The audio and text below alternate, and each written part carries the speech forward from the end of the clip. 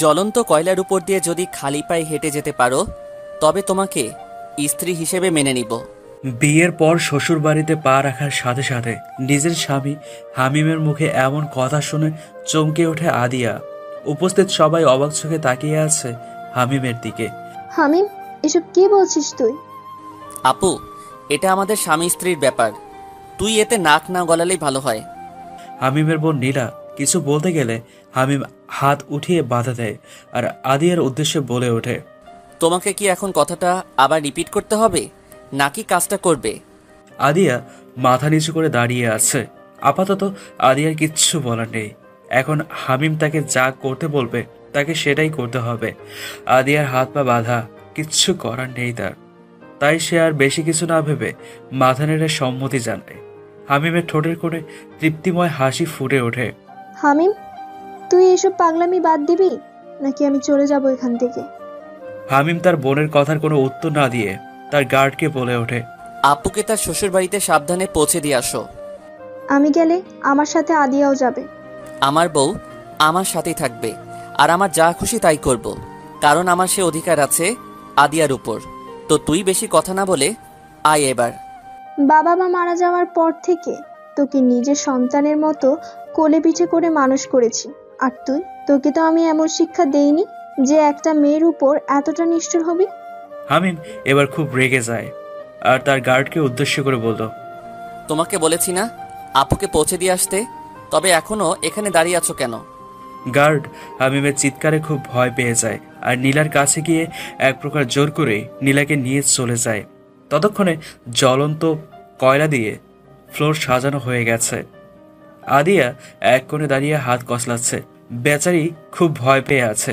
নিজের হাত কাটলেও যে মেয়ে সারা বাড়ি মাথায় তুলতো, আজ সে মেয়ে নাকি জ্বলন্ত কয়লার উপর দিয়ে হেঁটে যেতে হবে। ভাবা যায়? কথাটা ভেবেই আদিয়ার বুকটা ভার হয়ে আসে। চোখ বেয়ে পানি গড়িয়ে গড়িয়ে পড়ছে।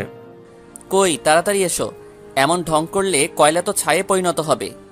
হামিমের কথায় আদিয়া কেঁপে ওঠে। তারপরও কাঁপা কাঁপা পায়ে জ্বলন্ত কয়লার দিকে এগিয়ে যায়। একটা সময় আদিয়া কয়লাগুলোর সামনে এসে দাঁড়ায়। এক পলক হামিমের দিকে তাকায়। এটা ভেবেছে হামিম তাকে আটকাবে, কিন্তু তার ভাবনা ভুল প্রমাণ করে হামিম চোখের ইশারায় আদিয়াকে বলে এগিয়ে যেতে। আদিয়ার চোখ দিয়ে দুফোঁটা জল গড়িয়ে পড়ে। আদিয়া চোখের পানিটা মুছে নেয় আর কিছু না ভেবে নিজেই মনে মনে বলে ওঠে, আদিয়া, এটা তুই করতে পারবি। এটা করলে হয়তো তুই সাময়িক কষ্ট পাবি, আর না করলে অনেক বড় ক্ষতি হয়ে যাবে। কথাগুলো নিজ মনে আওড়ে আদিয়া দুই হাত দিয়ে শাড়িটা ধরে উঁচু করে এক পা তুলে কয়লার উপর পা ফেলার জন্য, কিন্তু আদিয়ার সাহস হচ্ছে না, তাই আবারও পা নামিয়ে ফেলে। আদিয়া আবারও হামিমের দিকে তাকায়। তখন হামিম বাঁকা হেসে আদিয়াকে কিছু একটা দেখায়, যেটা দেখে আদিয়ার গলা শুকিয়ে যায়। আর কিছু না ভেবে কয়লাগুলোর উপরে এক পা ফেলে আর সাথে সাথে জ্ঞান হারায় সে। অতিরিক্ত ভয় আর মানসিক চাপ থেকে এমনটা হয়েছে। আদিয়া ফ্লোরে লুটিয়ে পড়ার আগেই হামিম এসে আদিয়াকে ধরে ফেলে আর কোলে তুলে নেয়। ড্রয়িং রুমে বসে একের পর এক শাড়ি দেখেই চলেছে হামিম, কিন্তু কোনোটাই তার মন মতো হচ্ছে না। অনেকগুলো দোকানদার তাদের দোকানের বেস্ট শাড়ি নিয়ে এসেছে, কিন্তু হামিমের সেসব কিছুই পছন্দ হচ্ছে না। এভাবে অনেকক্ষণ দেখার পরও যখন হামিম শাড়ি পছন্দ করতে পারল না, তখন হামিম হার মেনে নিল। এসব তার দ্বারা সম্ভব নয়। আর সম্ভব হবেই বা কি করে? মেয়েদের জামা কাপড় নিয়ে তার কোনো আইডিয়া থাকলে তো। কখনো কোনো মেয়ের জন্য শাড়ি কিনেছে নাকি সে? হ্যাঁ? হামিম এবার বসা থেকে উঠে দাঁড়ায় আর কিচেন থেকে মলিকে, অর্থাৎ কাজের মেয়েকে নিয়ে আসে। দেখো তো এখানে কোন শাড়িটা ভালো, কোনটা আদিয়ার জন্য বেস্ট হবে। মলি হামিমের কথা শুনে যেন রাতের আকাশের সূর্য দেখতে পেল, এতটাই অবাক হয়েছে মলি। বিয়ের প্রথম দিন যিনি তার বউকে জ্বলন্ত কয়লার উপর দিয়ে হাঁটায়, সে নাকি তার বউয়ের জন্য শাড়ি কিনছে। মলি অবাক চোখে ড্যাব ড্যাব করে হামিমের দিকে তাকিয়ে আছে। হামিম এবার খুব বিরক্ত হয়। আমার দিকে তাকাতে বলিনি, শাড়ি দেখতে বলেছি তোকে। হামিমের কথাগুলো শুনে মলি নিজেকে সামলে আমতা আমতা করে বলে ওঠে, ছোট সাহেব, আমি তো শাড়ি পরি না, থ্রি পিস পরি। কোনোদিন শাড়ি কিনিও নাই। আমার সব কাপড় চোপড় তো নীলা ম্যাডামই আয়না দেয়। আমি কেমনে বৌমনের লাগিয়ে শাড়ি পছন্দ করবো? হামিম মলিকে ব্রেকে কিছু বলতে চায়, কিন্তু কিছু একটা ভেবে চুপ করে তার রুমের দিকে এগিয়ে যায়। হামিম তার রুমে এসে দেখে আদিয়া খাটে বসে তার পা দেখছে। হামিম পকেটে হাত দিয়ে ভ্রু কুঁচকে তাকায় আদিয়ার দিকে, আর আদিয়া ঘরে কারো উপস্থিতি বুঝতে পেরে দরজার দিকে তাকায় আর দেখে হামিম 3/4 প্যান্ট আর কালো গেঞ্জি পরে পকেটে হাত দিয়ে তার দিকে ভ্রু কুঁচকে তাকিয়ে আছে। আদিয়া সেটা দেখে খাট থেকে নেমে হামিমের সামনে দাঁড়ায়। আমার পায়ে কোনো পোড়া দাগ নেই কেন? আদিয়ার কথা শুনে হামিম হেয়ালি করে বলে, সেটা আমাকে জিজ্ঞেস না করে নিজের পাকে জিজ্ঞেস করো। দেখুন, আমি মজা করার মতো মোটে একদমই নেই। আমার তো খেয়ে দিয়ে কাজ নেই, তোমার সাথে মজা করব। এখন চলো আমার সাথে। আমি কোথাও যাব না আপনার সাথে। আগে বলুন, পায়ে কোনো পোড়া দাগ নেই কেন? আমার স্পষ্ট মনে আছে আমি জ্বলন্ত কয়লার উপরে এক পা ফেলেছিলাম। তারপর কি হয়েছে জানা নেই, তো সেই হিসেবে তো আমার এক পায়ে পোড়া দাগ থাকবে, তাই না? আমার সাথে কেউ এভাবে কথা বলুক সেটা আমি একদমই পছন্দ করি না। প্রথমবার তাই কিছু বললাম না, কিন্তু নেক্সট টাইম এমন হলে আমার থেকে খারাপ কেউ হবে না। এখন চুপচাপ আমার সাথে চলো। হামিম কথাগুলো বেশ গম্ভীর হয়েই বলে। তাতে আদিয়া অনেকটা ভয় পায়, তাই আর কোনো কথা না বলে হামিমের পেছনে পেছনে যায়। এখান থেকে যে শাড়িগুলো পছন্দ হবে রেখে দাও। কিন্তু আমি তো শাড়ি পরি না। তোমার থেকে জানতে চাইনি আমি কি পরো আর কি পরো না। আমি তোমাকে যেটা করতে বলবো সেটাই করবে তুমি। তাই আজ থেকে তুমি শাড়ি পরবে, শাড়ি ব্যতীত কোনো কিছু যাতে পরতে না দেখি। তো চুপচাপ শাড়ি সিলেক্ট করো, বেশি কথা বলবে না। কথাগুলো বলেই হামিম তার ফোনটা নিয়ে চলে যায় সেখান থেকে। আর আদিয়া মন খারাপ করে শাড়ি দেখছে। আদিয়া না তো শাড়ি পরতে পারে আর না পরে সামলাতে পারে। বিয়েতে শাড়িটা পরতে যে কষ্ট করতে হয়েছে সেটা আদিয়া ছাড়া আর কেউ জানে না। কিন্তু হামিম যখন বলেছে তখন তার যত কষ্টই হোক না কেন সেটা আদিয়াকে করতে হবে, নয়তো হিতে বিপরীত হবে। তাই আদিয়া চুপচাপ শাড়ি দেখছে। রাত 12:20 হামিম তার ঘরে আসে আর এসে দেখে আদিয়া ঘরে নেই। হামিমের খুব রাগ হয়। হামিম রেগে ঘর থেকে বের হয়ে যায় আর সারা বাড়ি আদিয়াকে খোঁজে। প্রায় 15 মিনিটের মতো খোঁজার পরও যখন আদিয়াকে পায় না, তখন হামিম তার ঘরে আসে আর ফোনটা হাতে নেয় কাউকে কল দেওয়ার জন্য। কিন্তু তখন সে কিছু একটা আওয়াজ শুনতে পায়। হামিম আওয়াজটা কোন দিক থেকে আসছে সেটা বোঝার চেষ্টা করছে আর সেদিকে এগিয়ে যাচ্ছে।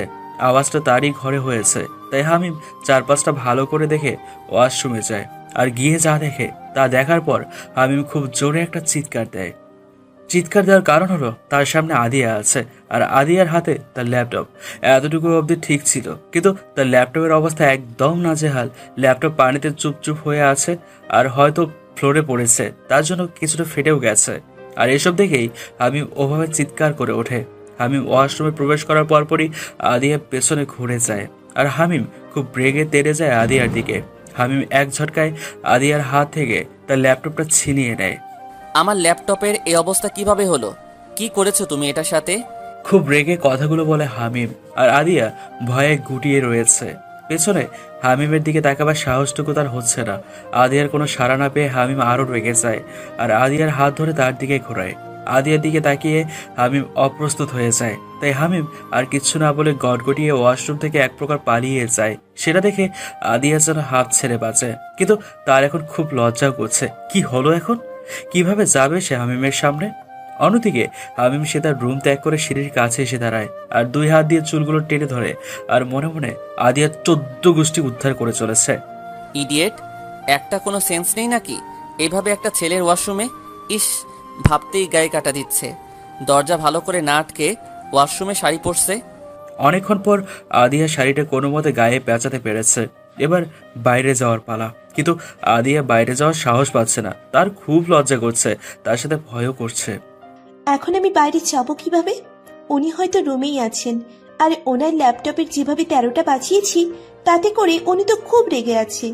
সামনে পেলেই কাছে চিবিয়ে খাবে, পুরোই ডাইনোসর। এমন অনেক কিছুই ভাবতে ভাবতে আদিয়া ওয়াশরুমের দরজাটা হালকা খুলে উকি দিয়ে পুরো ঘরটা একবার চোখ বুলিয়ে নেয়। না, কোথাও হামিম নেই। আদিয়া এবার হাফ ছেড়ে বাঁচে আর ওয়াশরুম থেকে বের হয়ে রুমের দরজাটা ভালো করে বন্ধ করে দেয় আর বিছানায় গায়ে লিয়ে দেয়। আজ সে খুব ক্লান্ত, খুব ধকল গেছে আজ আদিয়ার ওপর। আদিয়া চোখ বন্ধ করার কিছুক্ষণের মধ্যে কিছুটা ভেসে ওঠে তার চোখের মধ্যে আর হুড়ুড়িয়ে শোয়া থেকে উঠে পড়ে। আল্লাহ, তুমি সহায়। দেখো, কোনো বিপদ যাতে কারো না হয়, কোনো নিষ্পাপ মানুষের যাতে কোনো ক্ষতি না হয়। কথাগুলো নিজ মনে আউড়ে আদিয়া নিজে উজু করে আসে আর তাহাজ্জুদের নামাজ আদায় করে নেয়। সকাল 7:56 আদিয়া এখনো গভীর ঘুমে আচ্ছন্ন। হঠাৎ দরজায় কেউ নক করে।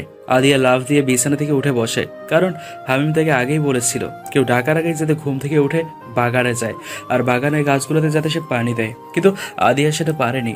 আদিয়া তাড়াতাড়ি শাড়ি ঠিক করে বিছানা থেকে নামে এবং এক প্রকার দৌড়ে যায় দরজা খুলতে। আর দরজা খুলে দেখে তার সামনে হামিম দাঁড়িয়ে আছে, পকেটে হাত গোছে। আসলে রাতে ঘুমাতে দেরি হয়ে গেছিল, তাই সকালে তাড়াতাড়ি উঠতে পারিনি। আপনি একটু বসুন, আমি এক্ষুনি বাগানের গাছগুলোতে পানি দিয়ে আসছি।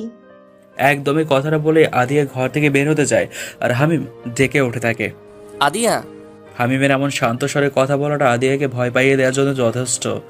আদিয়া হামিমের সামনে দাঁড়ায়, মাথা নিচু করে। আপনি আমাকে এর জন্য যে শাস্তি দিবেন আমি সেটাই মাথা পেতে নিব, কিন্তু আপনি প্লিজ ওদের কোনো ক্ষতি করবেন না। হামিম আদিয়ার কথার কোনো পাত্তা না দিয়ে আদিয়ার হাত ধরে টেনে রুমে আনে আর দরজাটা লাগিয়ে দেয়। আদিয়া ভয়ের শুকনো ঠোক গিলে হামিম আদিয়ার সামনে আসতে আসতে তার পকেট থেকে রুমাল বের করে চোখটা বেঁধে নেয়। আদিয়া ভ্রুকুচকে তাকায় হামিমের দিকে আর বোঝার চেষ্টা করছে হামিম কি করতে চাইছে। হামিম আদিয়ার সামনে এসে আদিয়ার শাড়িটা এক টানে খুলে ফেলে।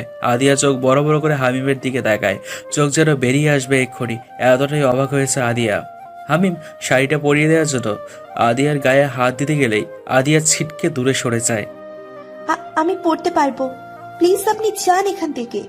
বেশি কথা না বলে সামনে আসো, নয়তো চোখের বাঁধন খুলে শাড়ি পরাবো, তারপর শাড়ি আজ তোমাকে পরিয়ে ছাড়বো আমি। আদিয়া হতভম্ব, কিন্তু আদিয়া বেশি সময় না নিয়ে হামিমের সামনে এসে দাঁড়ায় আর হামিম খুব সুন্দর করে শাড়িটা পরিয়ে দেয়। শাড়ি পরানোর পর হামিম চোখের বাঁধন খুলে আদিয়াকে পা থেকে মাথা অবধি একবার দেখে নেয়। না, সব ঠিকই আছে, ভালোই হয়েছে শাড়ি পরানো। আদিয়া লজ্জায় মাথা নিচু করে আছে। হামিমের কথার প্রতি উত্তরে আদিয়া কিচ্ছু বলল না। এবার বলো, আমার ল্যাপটপের ওই অবস্থা কিভাবে করলে? কি করছিলে ল্যাপটপ নিয়ে ওয়াশরুমে? শাড়ি পরতে। ওয়াও, শাড়ি পরার জন্য তুমি ল্যাপটপের ওই অবস্থা করেছো? খুব ইন্টারেস্টিং তো ব্যাপারটা। হামিম কথাটা বেশ শান্ত হয়েই বলে, কিন্তু পরক্ষণেই খুব রেগে যায়। সত্যি কথা বলো আদিয়া, ল্যাপটপ নিয়ে ওয়াশরুমে কি করছিলে? সত্যিটা না বললে আমি কি করতে পারি সেটা তুমি এতদিনে ভালোই বুঝে গেছো। এবার তাড়াতাড়ি সত্যিটা বলো, কোনো নাটক না করে। আমি শাড়ি পরতে পারি না তো, তাই ভিডিও দেখে শাড়ি পরার জন্য ল্যাপটপটা নিয়েছিলাম, কারণ আমার ফোনটা বাসায় ফেলে এসেছি আর ল্যাপটপটা ভালো করে রেখেই শাড়ি পরছিলাম। কিন্তু হঠাৎ করে কিভাবে যেন হাত লেগে ল্যাপটপটা নিচে পড়ে যায় আর ফ্লোরে পড়ে থাকা পানিতে ভিজে যায়। পাসওয়ার্ড জানলে কিভাবে? আদিয়া এবার খুব অস্বস্তিতে পড়ে যায়। এখন কি বলবে আদিয়া? বলো, পাসওয়ার্ড জানলে কিভাবে? বাগানে পানি দিতে হবে। আদিয়া কথাটা বলে পাশ কাটিয়ে আসতে গেলেই হামিম বলে ওঠে, নিজেকে এতটা চালাক ভেবো না মিসেস আদিয়া। কথায় আছে অতি চালাকের গলায় দড়ি। কথাটা মাথায় রেখে চালাকি করো, আর ভুলে যেও না এখানে আমিও রয়েছি। কথাটা বলেই হামিম ঘর থেকে বেরিয়ে যায়। আর আদিয়া হামিমের কথার মানে খুব ভালো করে বুঝতে পেরেছে, তাই আদিয়া ধপ করে বিছানায় বসে পড়ে আর গভীর ভাবনায় মগ্ন হয়ে যায়। হামিম খাবার টেবিলে বসে তার বোন নীলার সাথে কথা বলছে আর মিটমিটিয়ে হাসছে। সামনেই আদিয়া বসে আছে আর হামিমের কথা শুনছে। হামিম নীলা আপুর সাথে যেভাবে কথা বলছে সেটা একদমই হাসার মতো নয়। লোকটা পাগল হবে হয়তো, তাই ওইদিকে গম্ভীর হয়ে কথা বলছে আর এদিকে মিটমিটিয়ে হাসছে। বেশ কিছুক্ষণ পর হামিম ফোন রেখে আদিয়ার দিকে ভ্রুকুচকে দেখায়।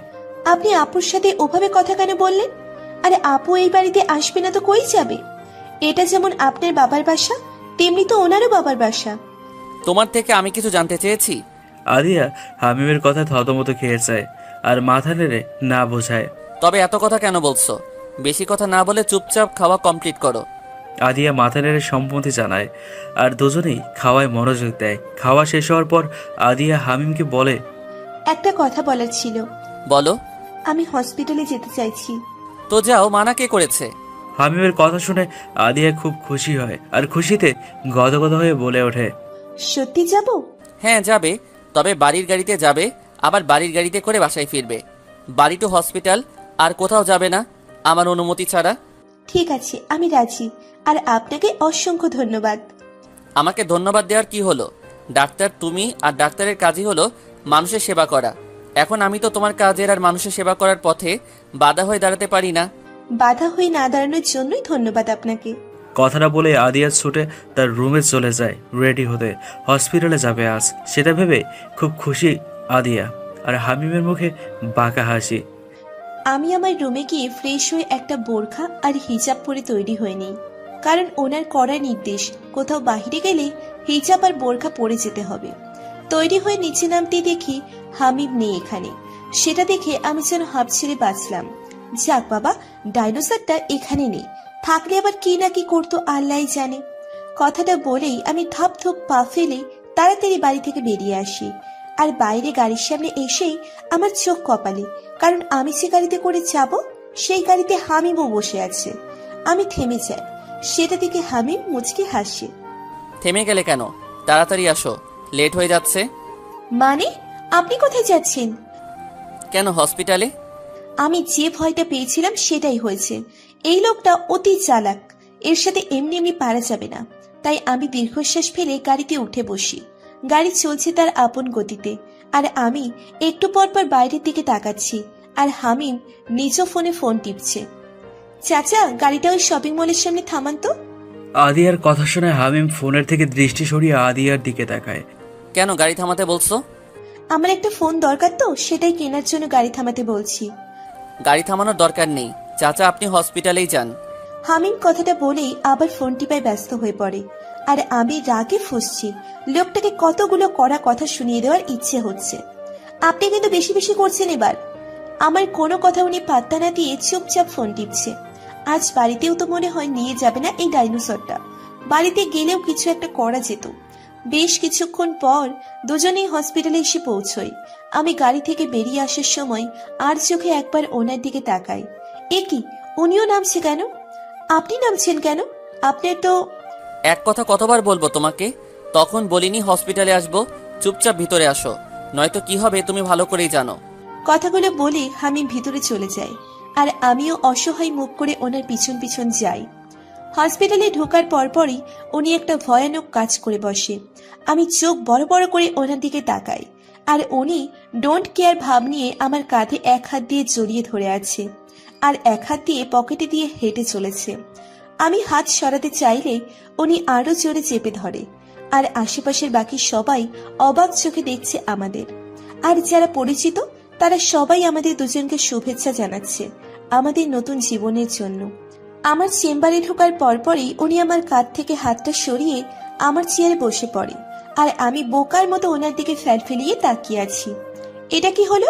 আপনি হসপিটালে ঢোকার পর আমার কাঁধে হাত কেন দিয়েছেন? আর এখন আমার চেয়ারেই বা কেন বসেছেন? উঠুন বলছি। আমার যা মন চাইবে আমি সেটাই করব, আর তার কৈফিয়ত কাউকে দেই না আমি।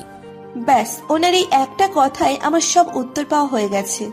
কোন দুঃখে যে সেদিন ওনার মতো গাওড়ার সাথে আমার দেখা হলো, পুরোই তার ছিঁড়া মার্কার জামাই পড়ছে আমার কপালে। উনি বসে থেকে কাউকে কল দেন, আর একটু পর চেম্বারের ড্রাইভার চেঁচা এসে ওনার হাতে একটা ব্যাগ ধরিয়ে দিয়ে চলে যায়। এই যে মিসেস বউ, এবার যান। আমি ভ্রু কুঁচকে তাকাই ওনার দিকে। কই যাব আমি সেটা জানার জন্য। বাইরে যান। বাইরে যাব মানে কি? আমার পেশেন্টগুলো কি তবে আপনি দেখবেন? অবশ্যই না, তোমার পেশেন্ট তুমি দেখবে, কিন্তু আমার প্যান্টটা নিশ্চয়ই তুমি পরবা না, আমি পরবো। তো বাইরে যাও, আমি চেঞ্জ করব। ওনার কথা শুনে আমি ওনার পায়ের দিকে তাকাই, আর তখনই একটা চিৎকার করতে যাব, উনি বসে থেকে ওনার ঠোঁটে এক আঙুল চেপে ধরে বোঝায় চুপ থাকতে। একদম চিৎকার করবা না, এমন করছো যেন আমাকে 3/4 প্যান্টে কখনো চোখেই দেখোনি। মানে কি, আপনি এভাবেই তখন সবার সামনে দিয়ে এসেছেন? আল্লাহ, আমার মান সম্মান সব চশমা হইয়া গেছে। এই লোকটার জন্য আমার এত দিনের অর্জন করা সব মান সম্মান গেল গো। একদম চুপ করো, নয়তো থাপ্পড় দিয়ে দাঁত ফেলে দিব। আর আমি 1 থেকে 3 গুনবো, এর মধ্যে তুমি বাইরে যাবে, তারপর আমি ডাকলে ভিতরে আসবে, নয়তো... উনি কথাটা বলার পরপরই আমি বাইরে চলে আসি, কারণ আমি জানি উনি এরপর কি বলবে। বচ্চাত ব্যাটা একটা। আর হামিম ভিতরে নিজেকে নিজেই গালি দিচ্ছে। হামিম, তোর লজ্জা শরম কি কিছুই নাই নাকি রে? এভাবে কেমনে পারলি 3/4 প্যান্ট পরে এতগুলো মানুষের সামনে দিয়ে আসতে? তোর কি দরকার ছিল না মনে করে প্যান্টটা চেঞ্জ করে আসার জন্য? তোর কপাল ভালো, চাচা তোকে একটা নতুন প্যান্ট কিনে দিয়ে গেছে, নয়তো চাচা না আসলে তোকে এভাবেই থাকতে হতো। ইস, ভাবতে শরম করতেছে, কেমনে এতগুলো মানুষের সামনে দিয়ে আসলাম আমি। আমার চেম্বারে বসে আমি পেশেন্ট দেখছি, আর উনি পাশেই একটা চেয়ার নিয়ে বসে আছে। বিরক্তিকর লোকটা, শান্তিতে পেশেন্টও দেখতে দিবে না আমাকে। এমন বন্দি জীবন কার ভালো লাগে? আমার একদমই ভালো লাগছে না এমন জীবন। শুধু কাজের জিনিসটা হাতে পাই, তারপর চান্ত বোঝাবো তোমাকে। এখন এভাবেই সবটা মুখ বুজে মেনে নিতে হবে। অন্যদিকে হামিম আদিয়ার আড়ালে মুস্কি মুস্কি হাসছে আর মনে মনে বলছে, তোমাকে আমি এত সহজে ছাড়ছি না বউ, আর না সহজে তোমাকে তোমার কাঙ্ক্ষিত জিনিসটি দিব। রাতের আধার কেটে গিয়ে সকালের আলো ফুটবে ঠিকই, কিন্তু তুমি আমার থেকে ছাড়া পাবে না। এসব ভাবনার মাঝেই হামিমের ফোনটা বেজে ওঠে আর হামিম ফোনটা রিসিভ করে। আদিয়া হামিমের দিকে তাকায়, কিন্তু আদিয়া কিছু বুঝে ওঠার আগেই হামিম বসা থেকে উঠে দাঁড়ায় খুব উত্তেজিত হয়ে। আমি আমার গার্ডকে পাঠিয়ে দিচ্ছি, তুমি তার সাথে বাড়িতে চলে এসো। খবরদার চালাকি করার চেষ্টা করবা না। তুমি যাই করো না কেন সবটা আমার কানে আসবেই। তো যাই করো ভেবে চিন্তে করো। আমি আসছি, আমার একটা কাজ আছে। কথাগুলো বলে আমাকে আর কিছু বলতে না দিয়ে বেরিয়ে যায়। কিছুই বুঝতে পারলাম না কি হলো। উনি এভাবে বেরিয়ে গেলেন, কি কাজ থাকতে পারে? আমি এসব নিয়ে আর বেশি না ভেবে আমার চেম্বার থেকে বেরিয়ে রিসেপশনে আসি, আর সেখান থেকে একটা নাম্বারে ডায়াল করি। প্রথমবারই কলটা রিসিভ হয়। আসসালামু আলাইকুম স্যার। স্যার, আমি এখনো অবধি কিছুই করতে পারিনি। আমাকে কিছু করার সুযোগই দেয়নি। সারাক্ষণ আমার সাথেই থাকে, চোখে চোখে রাখে আমাকে। আমার এমন বন্দি জীবন একদমই ভালো লাগছে না। জি স্যার, আমি জানি, সবটাই বুঝতে পারছি। আমি আমার সর্বস্ব দিয়ে চেষ্টা করব। ওকে স্যার, রাখি এখন। আমি কিছু জানতে পারলে আপনাকে অবশ্যই জানাবো। আল্লাহ হাফিজ। সারাদিন হসপিটালে কাটিয়ে সন্ধ্যায় বাড়িতে ফিরি। গাড়ি থেকে নামার পরই আমার পিছন পিছন দুইজন গার্ডও আসে। ভাল লাগে না এমন ভিআইপি মার্কা জীবন। সাধারণ মানুষের মতো জীবন কাটানোতেই আনন্দ। ক্লান্ত পায়ে বাড়িতে ঢুকি, আর বাড়ির ভিতরে ঢোকার আগেই কেউ আমার চোখ বেঁধে দিয়ে মুখও বেঁধে দেয়। আমি ছোটার চেষ্টা করলেও পারি না। লোকটা আমার হাত মুখ পা বেঁধেই আমাকে কোলে তুলে নেয়। বেশ অনেকক্ষণ পর আমার চোখে মুখে আর হাতের বাঁধন খুলে দেওয়া হয়। আমি দুই হাত দিয়ে চোখ কচলে আশেপাশে তাকিয়ে বোঝার চেষ্টা করছি আমি কোথায়, আর কে আমাকে এখানে আনলো। কিন্তু আমি কিছুই দেখতে পাচ্ছি না। আমি কি অন্ধ হয়ে গেছি, নাকি জায়গাটাই এমন অন্ধকার? আমার মনে এক অজানা ভয়ের জন্ম নেয়। যারা আমাকে এখানে এনেছে তারা কি আমাকে মেরে ফেলার জন্য এখানে তুলে এনেছে? আমি মৃত্যুকে ভয় পাই না, কিন্তু আমি মরে গেলে সেসব মানুষের কি হবে যারা আমার মুখ চেয়ে এখনো বেঁচে আছে ন্যায় পাওয়ার জন্য? না, আমাকে এখান থেকে বের হতে হবে। তাই অন্ধকারে হাতড়িয়ে দরজা খুঁজে চলেছি। এভাবে বেশ কিছুক্ষণ খোঁজার পর আমার হাতের সংস্পর্শে কেউ আসে। আমি ঘাবড়ে যাই, কিন্তু নিজেকে যতটা সম্ভব ঠিক রাখার চেষ্টা করছি। কে আপনি?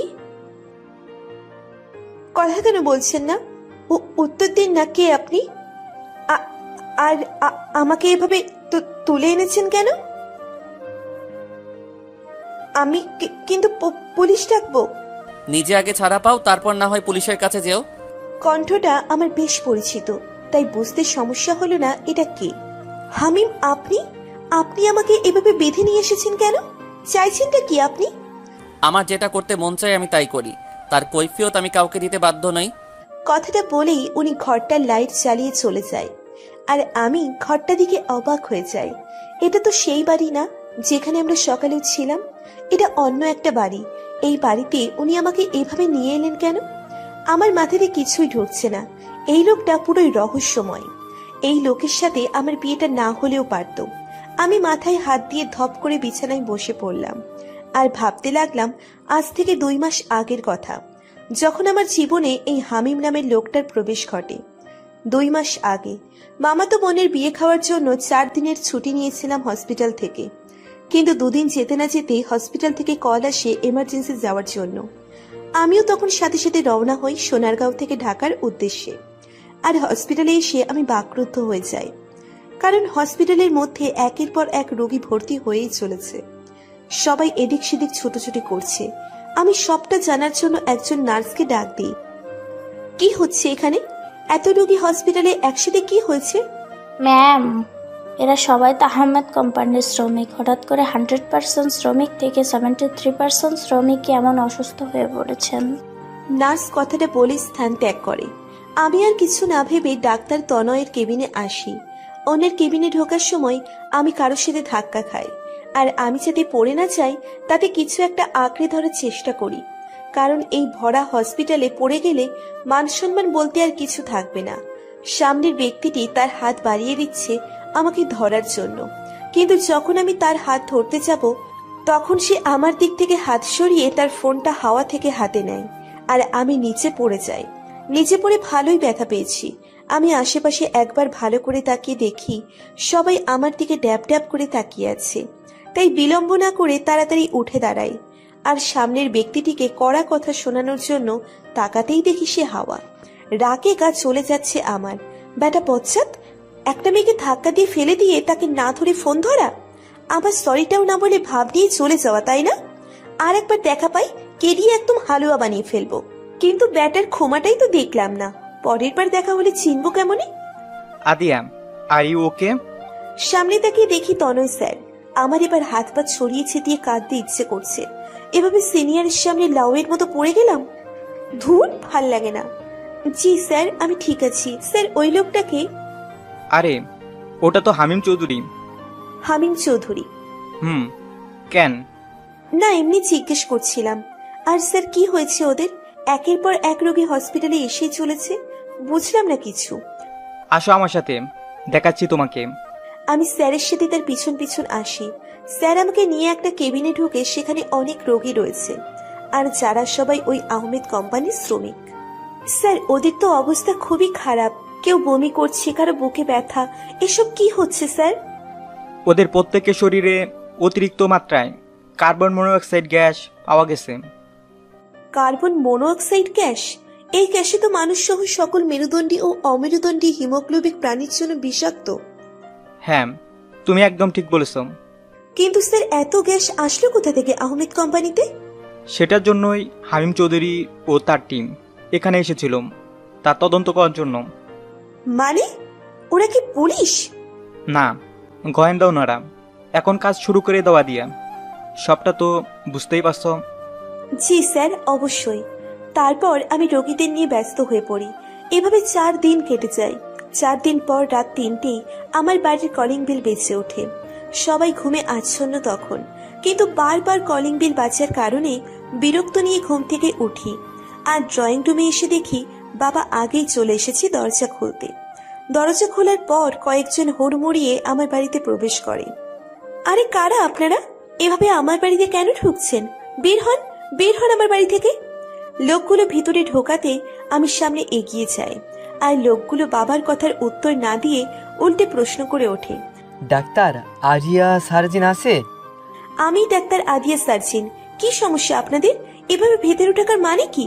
কারা আপনারা? আমাদের সাথে আপনাকে যেতে হবে। আপনার বিরুদ্ধে অ্যারেঞ্জ ওয়ারেন্ট আছে আমাদের কাছে। মাথা ঠিক আছে আপনাদের? কি বলছেন এসব?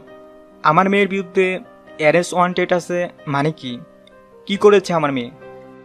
জানতে হলে আমাদের সাথেই আসুন। কথাটা বলেই লোকগুলো হাঁটা দেয় বাইরে, আর বাবা আমার কাছে আসে। লোকগুলোকে আর কি বলছে এসব আদিয়া?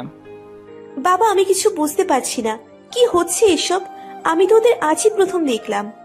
বাবা আর কিছু না বলে আমার বড় ভাই আনাসকে নিয়ে ওদের পিছন পিছন যায়। সাথে আমিও আসি ওদের সাথে। লোকগুলো আমাদের নিয়ে একটা বাড়িতে আসে। আমরা সবাই অবাক হই খুব, সাথে ভয়ও পাই। লোকগুলো আমাদের নিয়ে একটা ঘরে আসে, আর এসে দেখি একজন বৃদ্ধ মহিলা অসুস্থ। তার পাশেই একটা ছেলে মহিলার হাত ধরে কি যেন বলছে। স্যার, ডাক্তার নিয়ে এসেছি। ছেলেটা এবার মুখ তুলে তাকায় আমার দিকে। শ্যামলা বর্ণের ছেলেটা, মায়াবী মুখ, হাইট 6 ফুটের মতো হবে। ছেলেটা আমাকে দেখে আমার 2 হাত চেপে ধরে কান্নাজড়িত কণ্ঠে বলে ওঠে, আমার মা খুব অসুস্থ, প্লিজ আমার মাকে সুস্থ করে দিন। ছেলেটার মা অসুস্থ শুনে আমি কোনো কিছু না ভেবে ওনার মায়ের কাছে যাই, কারণ আমি একজন ডাক্তার, আর ডাক্তারের কাজই হলো মানুষের সেবা করা।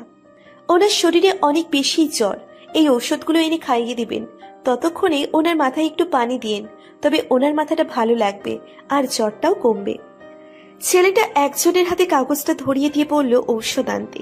সে চলে যাচ্ছিল, তখন আমি তাকে আটকে প্রশ্ন করে বসি, আমাকে তো অ্যারেস্ট করা হয়েছে, তবে এই বাড়িতে নিয়ে আসার কারণ কি?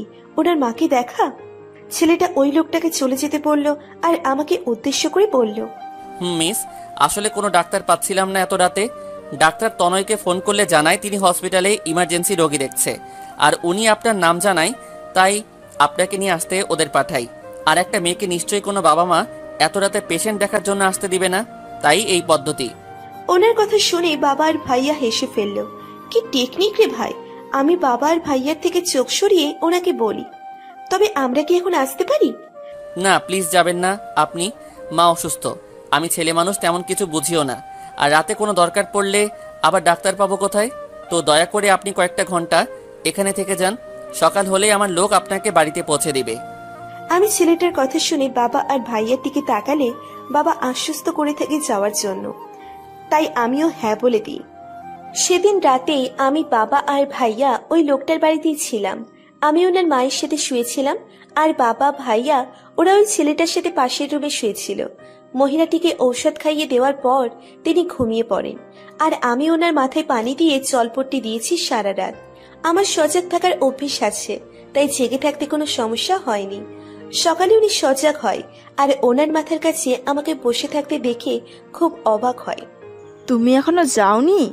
এই তো এখনই চলে যাব, সকাল হওয়ার অপেক্ষাতেই ছিলাম। তা আপনি এখন কেমন আছেন? আলহামদুলিল্লাহ ভালো আছি মা। তোমাকে খুব কষ্ট দিলাম।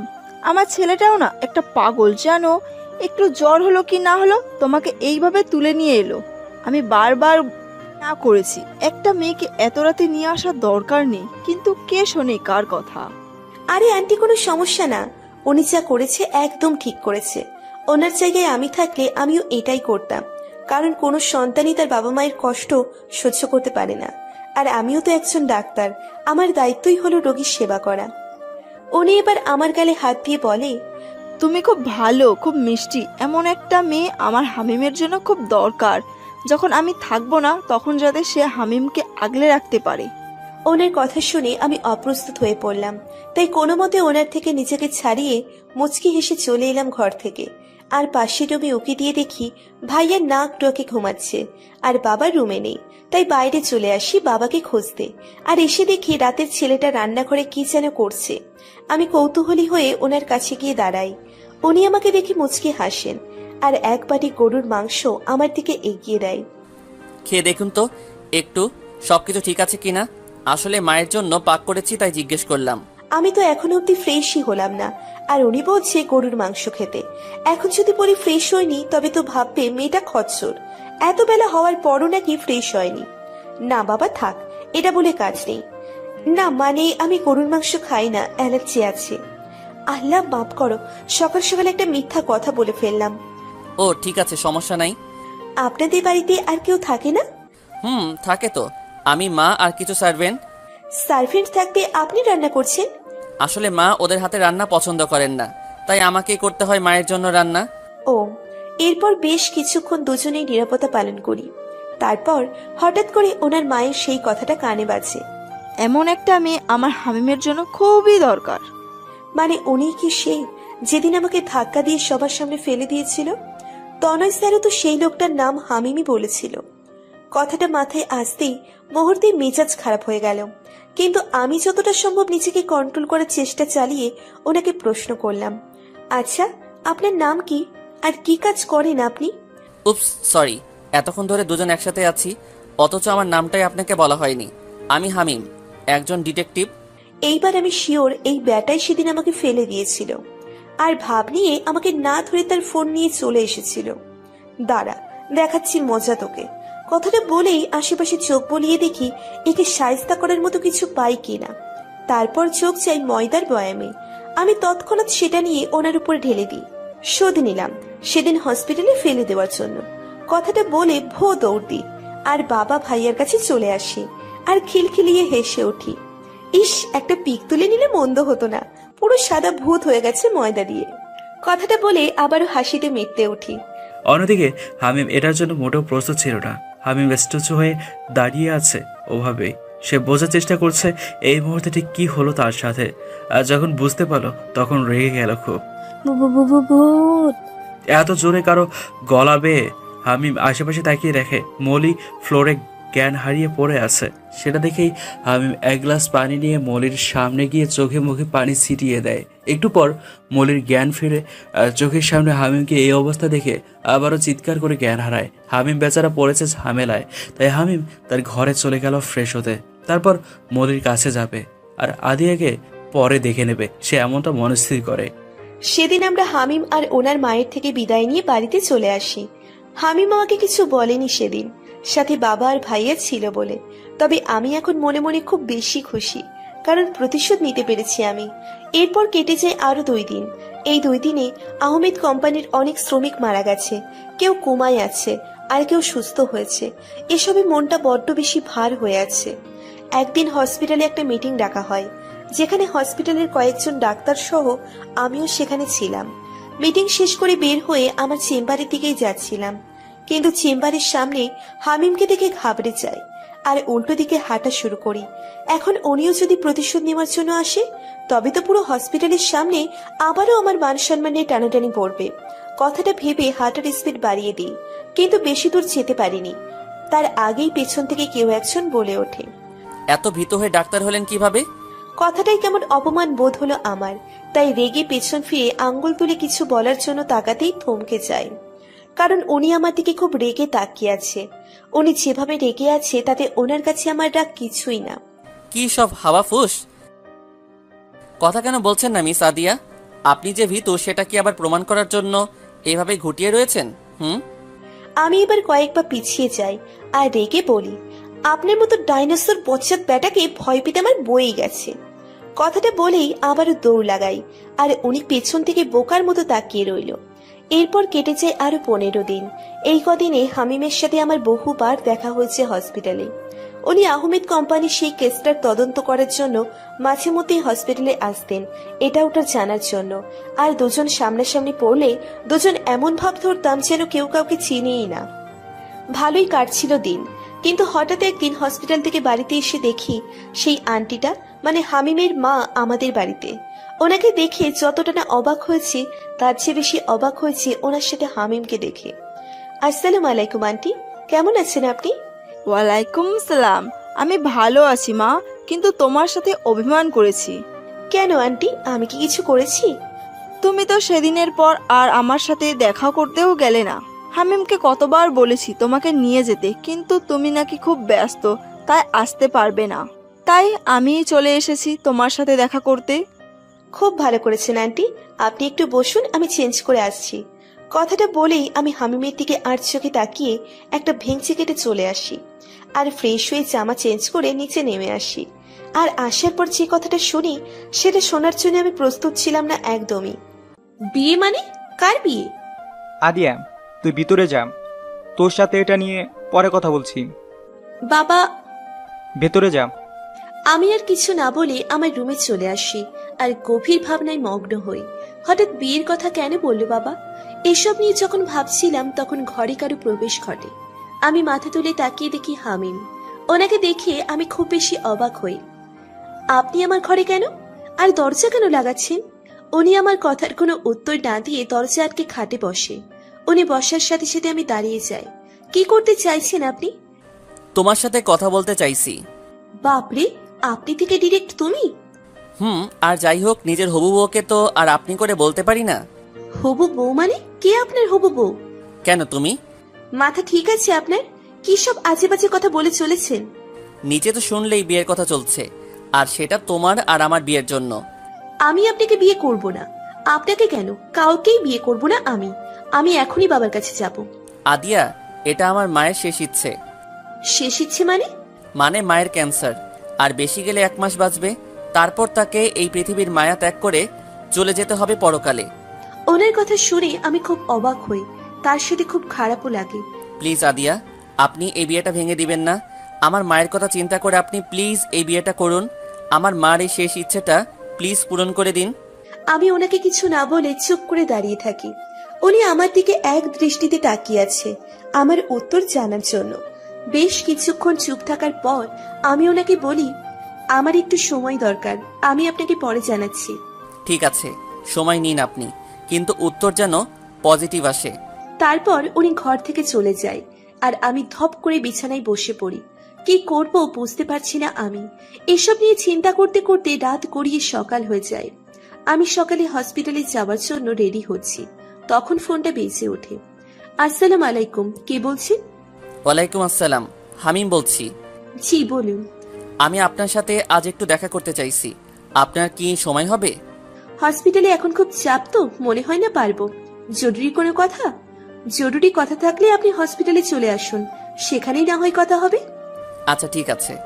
তারপর ফোন রেখে নিচে এসে ডাইনিং টেবিলে বসার পর মা খাবার বেড়ে দেয়। আমার খাওয়ার মাঝে সেখানে বাবা উপস্থিত হয়। তোর সাথে আমার কিছু কথা আছে দিয়ে। আমি জানি তুমি কি বলবে বাবা, আমার একটু সময় চাই।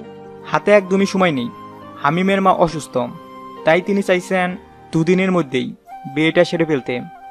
বাবা প্লিজ, এটা নিয়ে এখন চাপ দিও না। আমি সময় চেয়েছি তো, আমাকে একটু ভাবার সময় দাও। আমি মত দেওয়ার আগে তোমরা কোনো সিদ্ধান্ত নিও না। কথাটা বলেই বাসা থেকে বেরিয়ে আসি। চেম্বারে বসে রোগী দেখছিলাম, তখন সেখানে উপস্থিত হয় হামিম। রোগী বিদায় করে ওনাকে বসতে বলি। কি খাবেন, চা না কফি? না কিছু লাগবে না, আমি এসেছি তোমার সাথে কথা বলতে, তো কথা বলেই চলে যাব। কি লোক রে বাবা, এক সময় তুমি বলে আর এক সময় আপনি বলে, মাথার নাটবল্টু কি ঢেলা নাকি? যা ইচ্ছে হোক, এসব নিয়ে কথা বলেই কথা বাড়বে।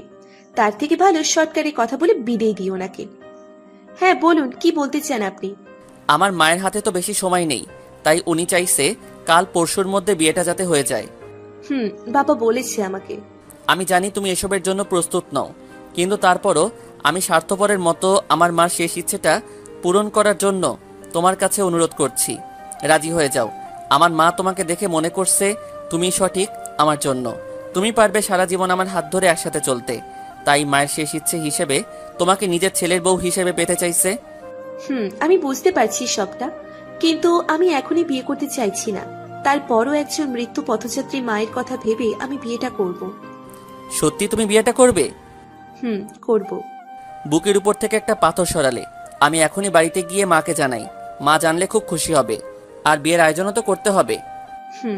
তারপর উনি চলে যায়, আর আমি একটা দীর্ঘশ্বাস ফেলে কাজে মন দিই। আমাদের বিয়ে ঠিক করা হয় 1 সপ্তাহ পরে, কারণ আমার বাবা বলেছে একমাত্র মেয়ের বিয়ে তিনি ধুমধাম করে পালন করবে। তাই এই সময়টুকু নেওয়া, এর মাঝে সবকিছু ঠিকই চলছিল। কিন্তু একদিন হঠাৎ করে ওনার মা খুব অসুস্থ হয়ে পড়েন, আর ওনাকে হসপিটালে নিয়ে যাওয়ার পর ডাক্তার জানায় ওনার হাতে আর বেশি সময় নেই, যে কোনো সময় যা খুশি হতে পারে। আর তখন হামিমের মা আমার বাবাকে ডেকে পাঠায় ওনার কেবিনে। ভাই সাহেব, আমার সময় তো শেষ, কিন্তু শেষ সময়টুকু আমার ছেলেটার পাশে আপনার মেয়েকে দেখতে চায় পুত্রবধূ হিসাবে। আপনি প্লিজ আমার এই ইচ্ছাটা পূরণ করুন, নয়তো মরেও শান্তি পাবো না। আপা আপনি এভাবে বলবেন না, আমি এক্ষুনি ওদের বিয়ের ব্যবস্থা করছি। অতঃপর আমাদের সেদিনই বিয়ে হয়ে যায় পারিবারিকভাবে। তার পরের দিনই ওনার মা মারা যায়। উনি খুব ভেঙে পড়েন, আমাকে জড়িয়ে ধরে সেদিন হাউ মাউ করে কেঁদেছিলেন। কিন্তু সেখানে কোথাও তখন নীলা আপুর ছায়াও দেখিনি। ওনার মৃত্যুর খবর শুনেও আসেননি আপু। এতে আমি খুব অবাক হই, কিন্তু পরে জানতে পারি আপু দেশের বাহিরে ছিলেন, তাই আসতে পারেননি। এভাবে কেটে যায় আরো কয়েকদিন। আমাদের বিয়ের 17 দিন চলছে এখন। হামিম এখন আমাদের বাড়িতেই থাকে, তবে উনি এক রুমে আর আমি আর এক রুমে। বাবা হামিমকে একা কিছুতেই ওই বাড়িতে থাকতে দিবেন না, তাই এখানে রেখে দেওয়া। আমি মাঝে মধ্যে হসপিটাল থেকে ওনার রুমে গেলে আমার সাথে কথা বলতো, খুব স্বাভাবিকভাবেই। আবার উনিও আমার সাথে কথা বলার জন্য আমার রুমে যেতেন, আর বাড়ির কারোর সাথেই তেমন কথা বলতেন না। একদিন হসপিটাল থেকে বাড়িতে এসে ফ্রেশ হয়ে ওনার রুমে যাওয়ার সময় শুনতে পাই উনি কারোর সাথে ফোনে কথা বলছেন। কেসটা অ্যাক্সিডেন্ট কেস হিসেবে চালিয়ে দাও, আর আহমেদ কোম্পানি যে সকল শ্রমিক মারা গেছে, কোমায় আছে, তাদের পরিবারের সাথে কথা বলো যে তাদের প্রত্যেককে 2 লক্ষ টাকা করে দেয়া হবে ক্ষতিপূরণ হিসেবে।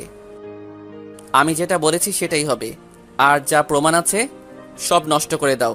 কথাগুলো শুনে আমার দুনিয়া থমকে যায়। এতগুলো মানুষের মৃত্যু উনি টাকা দিয়ে সব ঠিক করতে চাইছে? কত টাকা ঘুষ দিয়েছে আহমেদ কোম্পানির মালিক আপনাকে? ঘরে ঢুকতে ঢুকতে কথাটা বলি আমি, আর উনি অবাক চোখে আমার দিকে তাকায়। কি বলছো এসব? ঘুষ দিয়েছে মানে? এইমাত্র তো বললেন সেদিনের আহমেদ কোম্পানিতে ঘটা সেই ঘটনাকে অ্যাক্সিডেন্ট কেস হিসেবে চালিয়ে দিতে, আর সব প্রমাণ নষ্ট করে দিতে। আমার কথা? চুপ, একদম চুপ। আমি আপনার সাথে কোনো কথাই বলতে চাই না। আপনি খুব খারাপ একটা মানুষ, চলে যান এখান থেকে। আমি আপনার মুখ দ্বিতীয়বারও দেখতে চাই না। আমি আপনার নামে পুলিশ কেস করব, আর সেই সব শ্রমিকদের ন্যায় পাইয়ে ছাড়বো। আমি গেলে আমার সাথে তুমিও যাবে এই বাড়ি থেকে, কারণ তুমি আমার স্ত্রী। মানি না আমি এই বিয়ে, আর না মানি স্বামী হিসেবে আপনাকে। আর আমি আপনার সাথে কোথাও যাব না, চলে যান এখান থেকে। বেশি বাড়াবাড়ি করছো কিন্তু তুমি। আমার রাগ উঠিও না, চুপচাপ আমার সাথে চলো। আমার হাত ধরতে গেলে আমি পিছনে সরে দাঁড়াই আর রেগে চিৎকার করে বলি, আপনার মতো স্বার্থপর মানুষের সাথে আমি কোথাও যাব না। বেরিয়ে যান এই বাড়ি থেকে, নয়তো আমি পুলিশ ডাকবো। তুমি কিন্তু চলে যান এখান থেকে। বেশ, চলে যাব, তবে মনে রেখো আমার দরজায় তোমার আসতেই হবে। তারপর উনি আমাকে আর কিছু না বলে বেরিয়ে যান ঘর থেকে, আর আমি কান্নায় ভেঙে পড়ি। ভাবতেও অবাক লাগছে, আমার স্বামী একজন অসৎ ব্যক্তি এতগুলো মানুষের মৃত্যুর ক্ষতিপূরণ দিয়ে কেসটা ধামাচাপা দিতে চাইছে। না, আমি এটা হতে দিব না। আমি ওদের ন্যায় পাইয়েই ছাড়বো। এমন মনস্থির করে আমি পুলিশের কাছে যাই, কিন্তু তারা পরিষ্কার করে জানিয়ে দেয় তারা এই কাজটা নিবে না। এসব নিয়ে কয়েকদিন খুব চেষ্টা করি, কিন্তু কোনো লাভ হয় না। তনয় স্যারকেও আমি আগেই সবটা জানিয়েছিলাম, উনি সবটা জানে। উনিও কম চেষ্টা করেনি, কিন্তু ফল শূন্য। একদিন ওনার সাথে কথা বলছিলাম কিভাবে সেই শ্রমিকদের ন্যায় পাইয়ে দিব, অপরাধীদের শাস্তি দিব। তখন সেখানে উপস্থিত হয় হামিম। হামিমকে দেখে আমি খুব অবাক হই। তখন, আপনি এখানে কেন এসেছেন? আপনাকে বলেছি না আমি আপনার মুখ দ্বিতীয়বার আমি দেখতে চাই না। তারপরও কেন এসেছেন এখানে আপনি? উনি আমার কথা শুনে মুচকি হেসে বলে ওঠে, কি কোনো কিছু করতে পারলে না তো? কোনো পুলিশ কেসটা নিল না তো? আপনি কিভাবে জানলেন এসব? আপনি কি তবে এসবের পিছনে রয়েছেন? একদম ঠিক, আমি এসবের পিছনে রয়েছি। আমি না চাইলে কোনো পুলিশ কেসটা নিবে না, আর না তুমি কোনো প্রমাণ হাতে পাবে। আপনি চাইছেনটা কি? এভাবে এতগুলো মানুষের ক্ষতি কেন করছেন আপনি? কেন অপরাধীদের শাস্তি পাইয়ে দিচ্ছেন না? আমাকে চাইছেন মানে?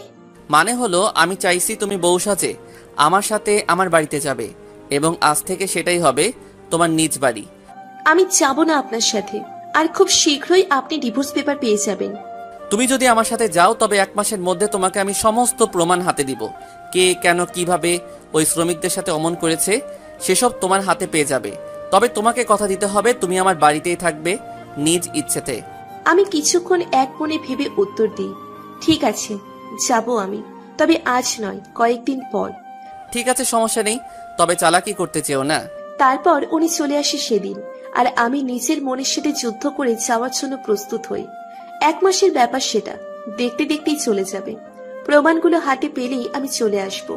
আমার এই কাজে অনেকগুলো মানুষ ন্যায় পেয়ে যাবে, এমনটা ভেবে আমি রাজি হই ওনার বাসায় যাব।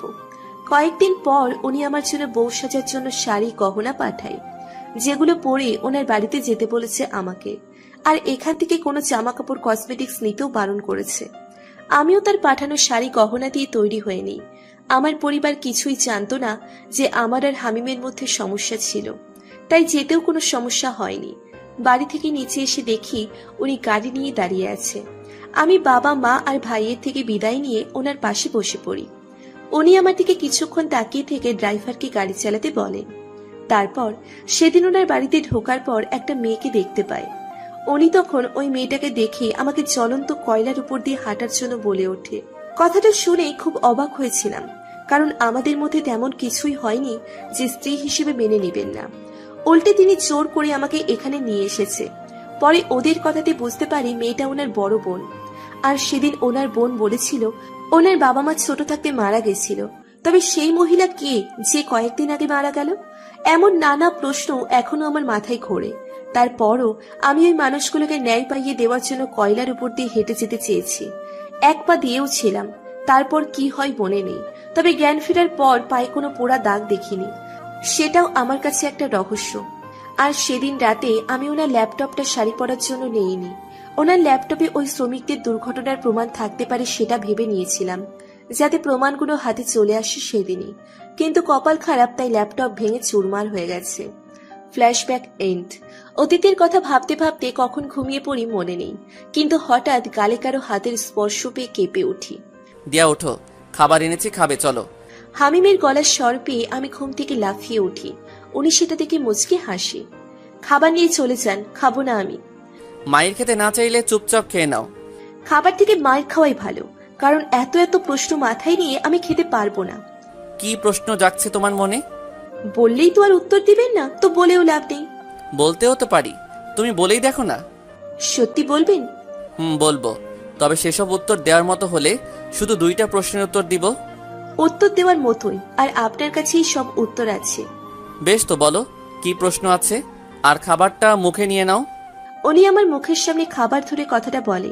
আমিও কিছু না ভেবে ওনার হাত থেকেই খেতে শুরু করি। আর খেতে খেতেই ওনাকে প্রশ্ন করে উঠি, আপনার মা তো কয়েকদিন আগে মারা গেল, তবে সেদিন নীলা আপু কেন বলল বাবা মা মারা যাওয়ার পর ছোট থেকে উনি আপনাকে বড় করেছেন? উনি হঠাৎ আমাকে খাইয়ে দেওয়া বন্ধ করে এক দৃষ্টিতে আমার দিকে তাকিয়ে রইল। আমি ওই দৃষ্টির মানে বুঝলাম না, তবে বেশ কিছুক্ষণ পর উনি বলে উঠল, কয়েকদিন আগে যিনি মারা গেছে উনি আমার মা নন। ওনাকে আমি বৃদ্ধাশ্রম থেকে নিয়ে এসে মায়ের আসনে বসিয়েছি 2 বছর আগে। ছোট থাকতে মা বাবা মারা যান, প্রথম বাবা তারপর মা। আমার মাকে আমি বড্ড বেশি ভালোবাসতাম, তাই মা মারা যাওয়ার পর মায়ের মৃত্যুটা আমাকে বড্ড বেশি আঘাত করে। তখন নিজেকে মানিয়ে নিতে চেয়েছিলাম, কিন্তু কোনোভাবেই পারছিলাম না। আপু আমাকে খুব ভালোবাসে, আপু আমাকে আগলে রাখতো সব কিছু থেকে, কিন্তু তারপরও আমি নিজেকে মানিয়ে নিতে পারিনি। একদিন একটা কেসের তদন্ত করার জন্য বৃদ্ধাশ্রমে যাই, আর সেখানে গিয়ে ওনাকে দেখে আমার মায়ের কথা মনে পড়ে খুব। মনে হচ্ছিল আমার মা বুঝি এখানেই রয়েছে। আমি প্রায় সময়ই ওখানে যেতাম, গিয়ে দেখা করে আসতাম ওনার সাথে। এভাবে ওনার প্রতি আমার মায়া দিন দিন বাড়তে থাকে। তাই আমি ওনাকে আমার বাড়িতে নিয়ে এসে মায়ের আসনে বসাই। আর এসব কিছুতে আপুর আপত্তি ছিল, তাই উনি মারা যাওয়ার পরও ওনাকে দেখতে আসেননি। উনি কথাগুলো বলার সময় চোখে পানি টলমলো করছিল। আমারও চোখের করে পানি জমেছে। উনি নিজেকে সামলে আমার মুখের সামনে খাবার ধরে। আমিও ওনার দিকে তাকিয়ে খাবারটা খেয়ে নিই চুপচাপ। আরেকটা প্রশ্ন করতে পারবে? তাড়াতাড়ি করো, নয়তো আর উত্তর পাবে না। আমি ওনার কথা শুনে ভুলেই গিয়েছিলাম যে 2টা প্রশ্ন করতে পারবো। ওই দিন আমাকে জ্বলন্ত কয়লার উপর দিয়ে হেঁটে যেতে কেন বলেছিলেন? আমার এই কথাটা শোনার পর ওনার চোখ মুখের রং আবারও পাল্টে যায়। চোখ মুখ শক্ত করে বলে ওঠে, এই প্রশ্ন বাদ দিয়ে অন্য কোনো প্রশ্ন করো। আপনি না বললেন 2টা প্রশ্নের উত্তর দিবেন, তো দিন না উত্তর। এমন কেন করছেন বলুন তো? 2টা প্রশ্নের উত্তর যদি দেওয়ার মতো হয় তবে দিব বলছি, আর এটা উত্তর দেওয়ার মতো প্রশ্ন নয়, তো অন্য প্রশ্ন করো। বুঝতে পারলাম উনি এই প্রশ্নের উত্তর দিবে না, তাই অন্য প্রশ্ন করাই ভালো। তাতে করে একটা রহস্য ভেদ তো করতে পারবো, আর নয়তো এভাবেই রহস্যের মায়াজালে ঝুলে থাকতে হবে আমাকে। কি ভাবছো? না মানে ভাবছিলাম, তখন কিডন্যাপ করে এখানে নিয়ে এসেছিলেন কেন? ওই বাড়িতে আপু আর দুলাভাই এসেছে, তাই এখানে নিয়ে এসেছি। তোমাকে ভালো করে বললে তুমি আসতে না, তাই এভাবে নিয়ে আসা। কিন্তু আমি ওখানে থাকলে সমস্যা কি ছিল? অনেক সমস্যা ছিল, সেটা এখন তোমাকে বলা যাবে না। তাই চুপচাপ এবার শুয়ে পড়ো, আমি আসছি এখনই। মানে আপনি আসবেন কেন? বারে, আমার ঘর আমার বউ, তো আমি আসবো না নাকি? মানে আপনি আমার সাথে এক ঘরে থাকবেন নাকি? বউ থাকতে বউয়ের সাথে থাকবো না তো কি একা একা থাকবো? আর এতদিন বিয়ে করার পরও একা থেকেছিলাম, কারণ বউ শ্বশুর বাড়িতে ছিল। কিন্তু এখন তো তুমি আমার বাড়িতেই, আর গত রাতে একা শুতে দিয়েছি বলে যে আজও একা শুতে দিব এতটাও ভালো আমি নই। তাই আজ আমি তোমার সাথেই থাকবো, আর তুমি থাকবে আমার বুকে। হা হা হা হা। না, আমি ঘুমাবো না আপনার সাথে। আস্তে চিল্লাও, কানের পর্দা ফেটে যাওয়ার উপক্রম। আমি শুবো না আপনার সাথে, চলে যান এখান থেকে। তোমার শুতে হবে না, আমি শুবো তোমার সাথে। কথাটা বলে উনি ঘর থেকে চলে যায়, আর আমি তাড়াতাড়ি বিছানা থেকে উঠে দরজা লাগিয়ে দিই, আর হাঁপ ছেড়ে নিশ্চিন্ত মনে হাত পা ছড়িয়ে শুয়ে পড়ি। হঠাৎ মাঝরাতে কারো গরম নিঃশ্বাসে ঘুম ভেঙে যায় আমার। আমি ধীরে ধীরে চোখ খুলে আমার উপর হামিমকে দেখে খুব জোরে একটা চিৎকার দিই। হামিম আমার চিৎকারে লাফিয়ে উঠে শোয়া থেকে। উনি ওঠার সাথে সাথে আমিও খাট থেকে নেমে নিচে দাঁড়াই। উনি ঘুম ছড়ানো কণ্ঠে বলে ওঠে, এইভাবে চিৎকার কেন করলে? আমি ওনার কথার কোনো উত্তর না দিয়ে দরজার দিকে তাকিয়ে দেখি দরজা লাগানো। দরজা তো আমি তখন ভালো করেই লাগিয়েছি, তারপরও উনি ভিতরে আসলো কিভাবে? কি হলো, এভাবে চুপ করে দাঁড়িয়ে আছো কেন? বলবা তো কেন এভাবে চিৎকার করলে? আপনি এখানে কিভাবে এলেন? উড়ে এসেছি। মজা করছেন নাকি সত্যি? দেখুন, মজা করলে একদম মজা করবেন না, বলে দিচ্ছি।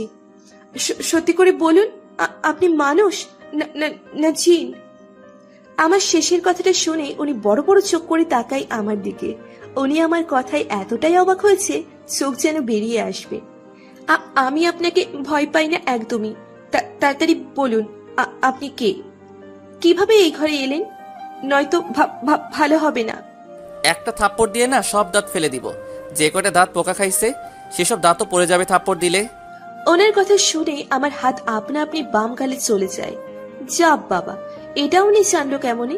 কথা বলার সময় তো ওই দাঁতগুলো দেখা যায় না, তবে উনি জানলো কেমনে? আল্লাহ, এটা নিশ্চয়ই কোনো জিন ভূত হবে। আল্লাহ বাঁচাও, ভূত! কথাটা চিৎকার করে বলেই একটা দৌড় দিয়ে দরজার কাছে গিয়ে দরজা খুলে আর আরেক দৌড়ে একদম নিচে চলে যায়। আর নিচে এসে দেখি আমার সামনে মলি, কিন্তু আমরা তো বাড়িতে না, এটা তো অন্য একটা বাড়ি। এই বাড়িতে মলি এলো কিভাবে? কিন্তু সেসব প্রশ্ন গুরুত্ব না দিয়ে আমি মলিকে চাপটে ধরি। আপামনি, কি হয়েছে? আপনি এইভাবে চিল্লাইতেছেন কেন? আমি মলিকে ভয় ভয় বলে উঠি, মলি, ভূত আছে আমার ঘরে, দরজা বন্ধ থাকার পরও ভিতরে চলে গেছে। আমার কথা শুনে মলি ঠক ঠক করে কাঁপাকাঁপি শুরু করে দিয়েছে। আপামনি, হাসতে কইছেন আপনি? এইখানে ভূত আছে। মাসখানিক আগে আমারেও দেখা দিছিল সাদা একটা ভূত।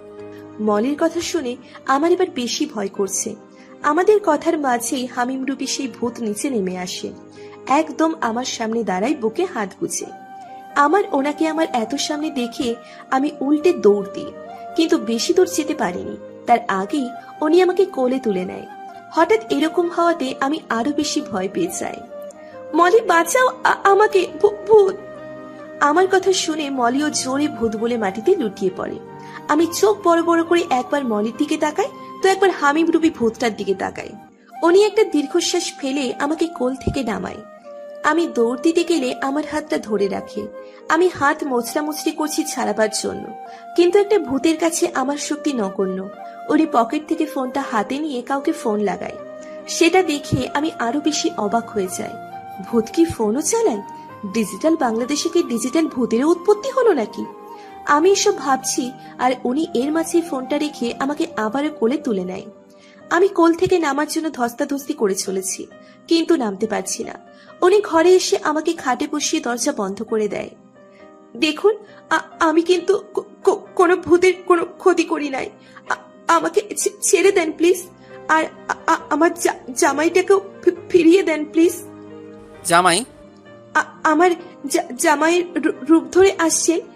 নিশ্চয়ই আমার একমাত্র ডাইনোসর জামাইটাকে কোথাও রেখে এসেছেন, নয়তো আমি এত চিৎকার করলাম উনি এলো না কেন?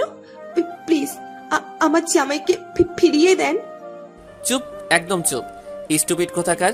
ভূত বলতে কিছু নেই, তাই এমন বোকা বোকা কথা আরেকবার বললে এমন থাপ্পড় দিব যে ভূত বলতে কোনো ওয়ার্ড আছে সেটাই ভুলে যাবে। আমাকে তোমার কোন অ্যাঙ্গেলে ভূত মনে হয়? Answer me. চুপ করে থাকবা না? ওনার ধমকে আমি এবার ভ্যা ভ্যা করে কেঁদে ফেলি। উনি হক চকিয়ে উঠে আমার কান্নার আওয়াজে, শাহরুখ কেঁদো না, আর ধমক দিব না, তুমি শান্ত হও, কেঁদো না। শাহরু শব্দটা শুনে মনের ভিতর কেমন যেন একটা ভালো লাগা কাজ করলো। আমি কান্না ভুলে ওনার দিকে ফেল ফিলিয়ে তাকিয়ে আছি, আর উনি আমার চোখের পানি মুছে দেয়। তুমি এমন বোকা বোকা কথা বলছিলে, তার জন্যই তো এইভাবে ধমক দিতে হলো আমার, আর তোমাকে কাঁদতে হলো। আমি কোনো জিন কিংবা ভূত নই, আমি হামিম, তোমার একমাত্র স্বামী। আর রুমে আসার জন্য কি ভূত হতে হয় নাকি? বারান্দা আর এক্সট্রা চাবি আছে কি করতে? আল্লাহ বলুন, উনি মুচকি হেসে বলে ওঠে। আল্লাহ? হাতটা দিন আপনার। হাত দিয়ে কি করবা? দিন তো। তারপর উনি হাত দিলে আমি ওনার নখে চাপ দিয়ে ধরি।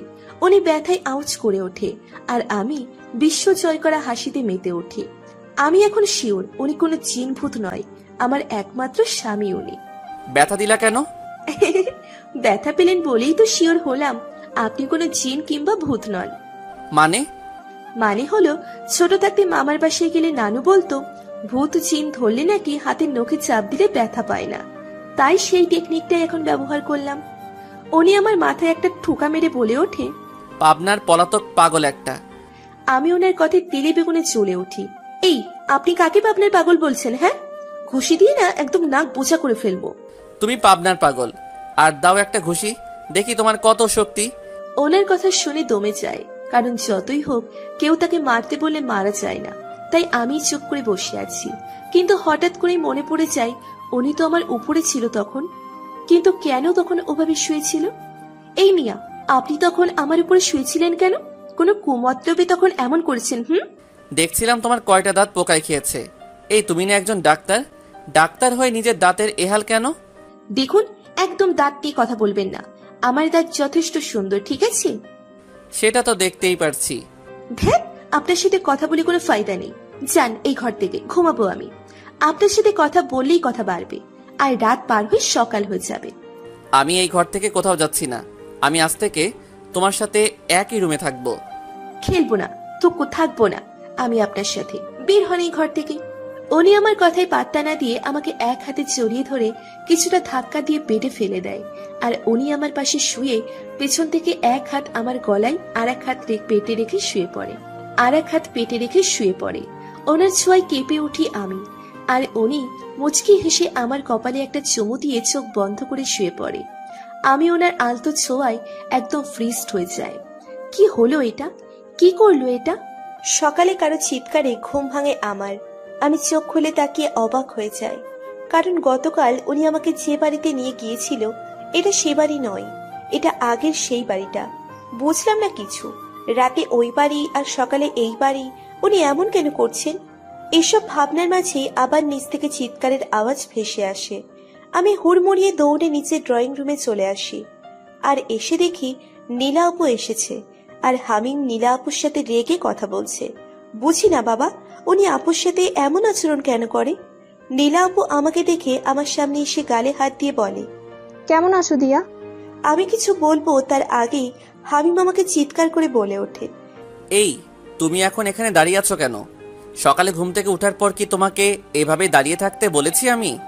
না মানে আপু। চুপ, কোনো কথা না। তাড়াতাড়ি এখন ফ্রেশ হয়ে বাগানে যাও, আর প্রতিটা গাছে পানি দিয়ে আসবে, নয়তো সকালের খাওয়া বন্ধ। আপুর সামনে ওনার এমন কথাই আমি একটু অপমানিত বোধ করলাম। আপুর সামনে এভাবে না বললেও পারতেন উনি। আর গাছে পানি দেওয়ার পরও খাবো না আমি। একবেলা না খাওয়ার জন্য আর মরে যাব না। প্রমাণগুলো শুধু হাতে পাওয়ার অপেক্ষা করছি। তারপর আর ওনার এমন বাজে আচরণ সহ্য করতে হবে না। এসব ভেবে রাগে ফুঁসতে ফুঁসতে রুমে এসে ফ্রেশ হয়ে বাগানে চলে আসি। বাগানটা খুব বেশি বড় নয়, আবার খুব ছোটও নয়, কিন্তু বাগানটা বেশ গোছানো, আর নানা ধরনের গাছগাছালিও আছে। বেশ কিছুক্ষণ পর দেখি নীলা আপু রাগে হনহনিয়ে গেট দিয়ে বের হচ্ছে। হামিম লোকটা বড্ড রহস্যময়, কেন যে নিজের আপুর সাথে এমন করছে বুঝতে পারছি না। এসব ভেবে একটা দীর্ঘশ্বাস ফেলে গাছগুলোতে পানি দিচ্ছিলাম, তখন পেছন থেকে কে যেন কোমরে চিমটি কাটে। আমি কোমরে হাত দিয়ে রেগে পিছনে তাকিয়ে দেখি হামিম। তার মানে উনি চিমটি কেটেছে। রাগটা আবার মাথায় চড়ে বসলো। ওই মিয়া, আপনি চিমটি কাটলেন কেন? যখন তখন এমন খোঁজা মারেন কেন? উনি আমার রাগকে পাত্তা না দিয়ে উল্টে রেগে বলে ওঠে, কোমর দেখাতে বেশ ভালোই লাগে, তাই না? কোমর থেকে যদি আরেকদিন কাপড় সরছে তো দেখো কি করি। আজ তো চিমটি কাটলাম, পরের বার ব্লেড চালাবো কোমরে। আমি ওনার কথা শুনে তাড়াতাড়ি কোমরের দিকে তাকাই, আর দেখি সত্যি সত্যি কোমর থেকে কাপড় সরে গেছে। আমি তাড়াতাড়ি হাত দিয়ে শাড়ি আঁকড়ে ধরলাম, যাতে কোমর দেখা না যায়। ইস, লজ্জায় মরে যেতে ইচ্ছে করছে। ওনার সামনে কোমরের কাপড় সরে গেছিল। হয়েছে, এখন এত লজ্জা পেতে হবে না, গাছে পানি দাও। কথাটা বলেই উনি আমার পিছনে দোলনায় বসে পড়লেন। আমি কোনো মতন শাড়িটা ঠিক করে গাছে পানি দেওয়ায় মনোযোগ দিলাম, কিন্তু কেমন আনইজি ফিল হচ্ছে। উনি কিভাবে আমার দিকে তাকিয়ে আছে? এইভাবে কেউ তাকিয়ে থাকলে কি কাজ করা যায় নাকি? এই, আপনি এখান থেকে যান তো। তখন থেকে চোখ দিয়ে গিলে খাচ্ছেন। উনি ভ্রু কুঁচকে তাকালেন আমার দিকে, যেন উনি বুঝতেই পারেননি আমি কি বলেছি। চোখ দিয়ে আবার গিলে খায় কিভাবে? মুখ দিয়ে খাওয়া যায় জানি, কিন্তু চোখ দিয়ে কিভাবে খায়? আল্লাহ, দড়ি ফালাও, এই ডাইনোসরটাকে উঠিয়ে দিই। শালা বজ্জাত, পচা কুমড়ো, ইচ্ছে করতে কিক মাইরা উগান্ডা পাঠাইতে। চোখ দিয়ে গিলে খাই কেমন জানে না, ঢং কত। এখনো ছোট বাবু রয়েছে তিনি। রাগের মাথায় কথাগুলো ওনার সামনে বলে ফেলি। কথাগুলো বলার পর ওনার দিকে তাকিয়ে দেখি উনি আমার ঠিক পেছনে পকেটে হাত দিয়ে দাঁড়িয়ে আছে। আর কিছু বলার আছে? আমি মাথা ঝাঁকিয়ে না বুঝিয়ে সাথে সাথে উল্টে ঘুরে দৌড় লাগাই, আর পেছনে তাকিয়ে দেখি উনিও আমার পেছন পেছন দৌড়চ্ছে। এটা দেখে ভয়ে আমার অন্তরাত্মা কেঁপে উঠল। আমি দৌড়ের স্পিড আরো বাড়িয়ে দিই, আর একটা সময় আমার পায়ে কিছু লাগলে আমি মাটিতে হঠাৎ করে বসে পড়ি। তাকিয়ে দেখি পায়ে কাটা ফুটেছে, কিন্তু রক্ত পড়ছে না।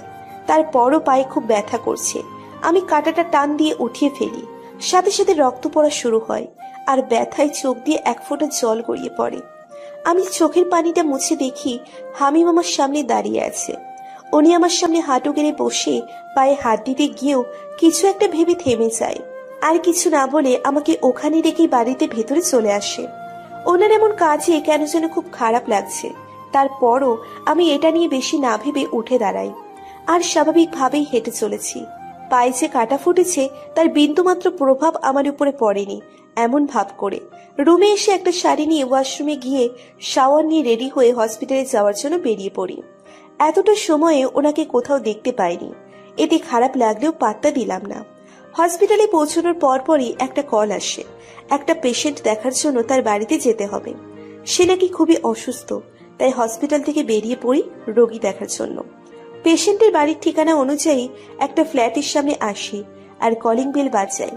কিছুক্ষণের মধ্যেই একটা মহিলা দরজা খুলে দিয়ে আমাকে ভেতরে নিয়ে যায়, কিন্তু সেখানে গিয়ে আমি খুব বেশি অবাক হয়ে যাই, কারণ হামিম রয়েছে এখানে। আমি ভ্রু কুচকে তাকালে উনিও ভ্রু কুচকায়। আমি পেছন ফিরে সেই মহিলাকে কিছু জিজ্ঞেস করব, কিন্তু দেখি সেই মহিলা নেই আর ঘরের দরজাটাও বন্ধ। এসব কি হচ্ছে বুঝতে পারছি না আমি। আপনি এখানে কেন, আর পেশেন্ট কোথায়? আমারও একই প্রশ্ন, তুমি এখানে কেন, আর কোন পেশেন্টের কথা বলছো? আমাকে তো ফোন করা হয়েছিল কে নাকি খুব অসুস্থ, দেখতে যেতে, আর বাড়ির ঠিকানা দিয়ে দেয়। ভুল ঠিকানায় আসেনি তো?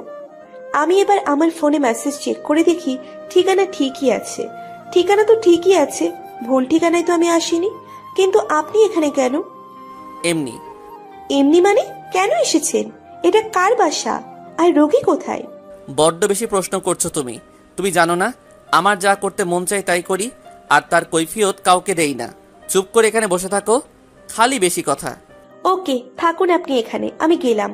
কথাটা বলে বেরিয়ে আসতে নিলেই উনি হাত টেনে খাটে বসিয়ে দেয় আমাকে, আর আমার সামনে নিচে বসে আমার পা ওনার হাঁটুর উপর রাখে। আমি পা সরিয়ে নিতে চাইলে উনি সরাতে দেয় না।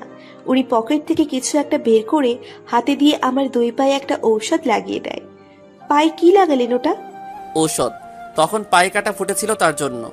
এক পায়ে কাটা ফুটেছে, দুই পায়ে না। জানি, কিন্তু এটা খেয়াল নাই কোন পায়ে ফুটেছে, তাই দুই পায়ে লাগিয়ে দিলাম। এখন এমন কেয়ার করার কারণ কি? তখন তো দেখেও না দেখার ভান করে চলে আসলেন, তবে এখন এত কেয়ারিং হাজবেন্ডের রোল পালন করছেন কেন? তার কৈফিয়ত তোমাকে দিব না? কথাটা বলেই দরজায় 3টে টোকা মারেন আর কেউ দরজা খুলে দেয়। উনি বেরিয়ে যায় রুম থেকে, আর আমার মাথায় কিছু ঢুকছে না। এত রহস্যের মানুষ কিভাবে হয়? পুরোই রহস্যের গোডাউন। হসপিটাল থেকে বাড়ি ফিরে সোজা হামিমের রুমে চলে যায়। গিয়ে দেখি উনি ল্যাপটপে কাজ করছেন। আমি রেগে ওনার সামনে দাঁড়াই। আহমেদ কোম্পানিটা তবে নীলা আপুদের? আর এসব কিছুর পিছনে তবে নীলা আপু আর তার হাজবেন্ড জড়িত, তাই না? ওনার কোনো ভাবান্তর হলো না, এমন ভাব করছেন যেন এটা হওয়ারই ছিল। চুপ করে না থেকে উত্তর দিন। তোমার স্যার তো জানালোই, তো এখন আমাকে এসব প্রশ্ন কেন করছো? আপনাকে এসব প্রশ্ন করছি কারণ আমি সবটা আপনার থেকে জানতে চাইছি। তবে শুনো, যা জানো তুমি সবটাই সত্যি। এসবের পিছনে আপু আর তার হাজবেন্ড জড়িত।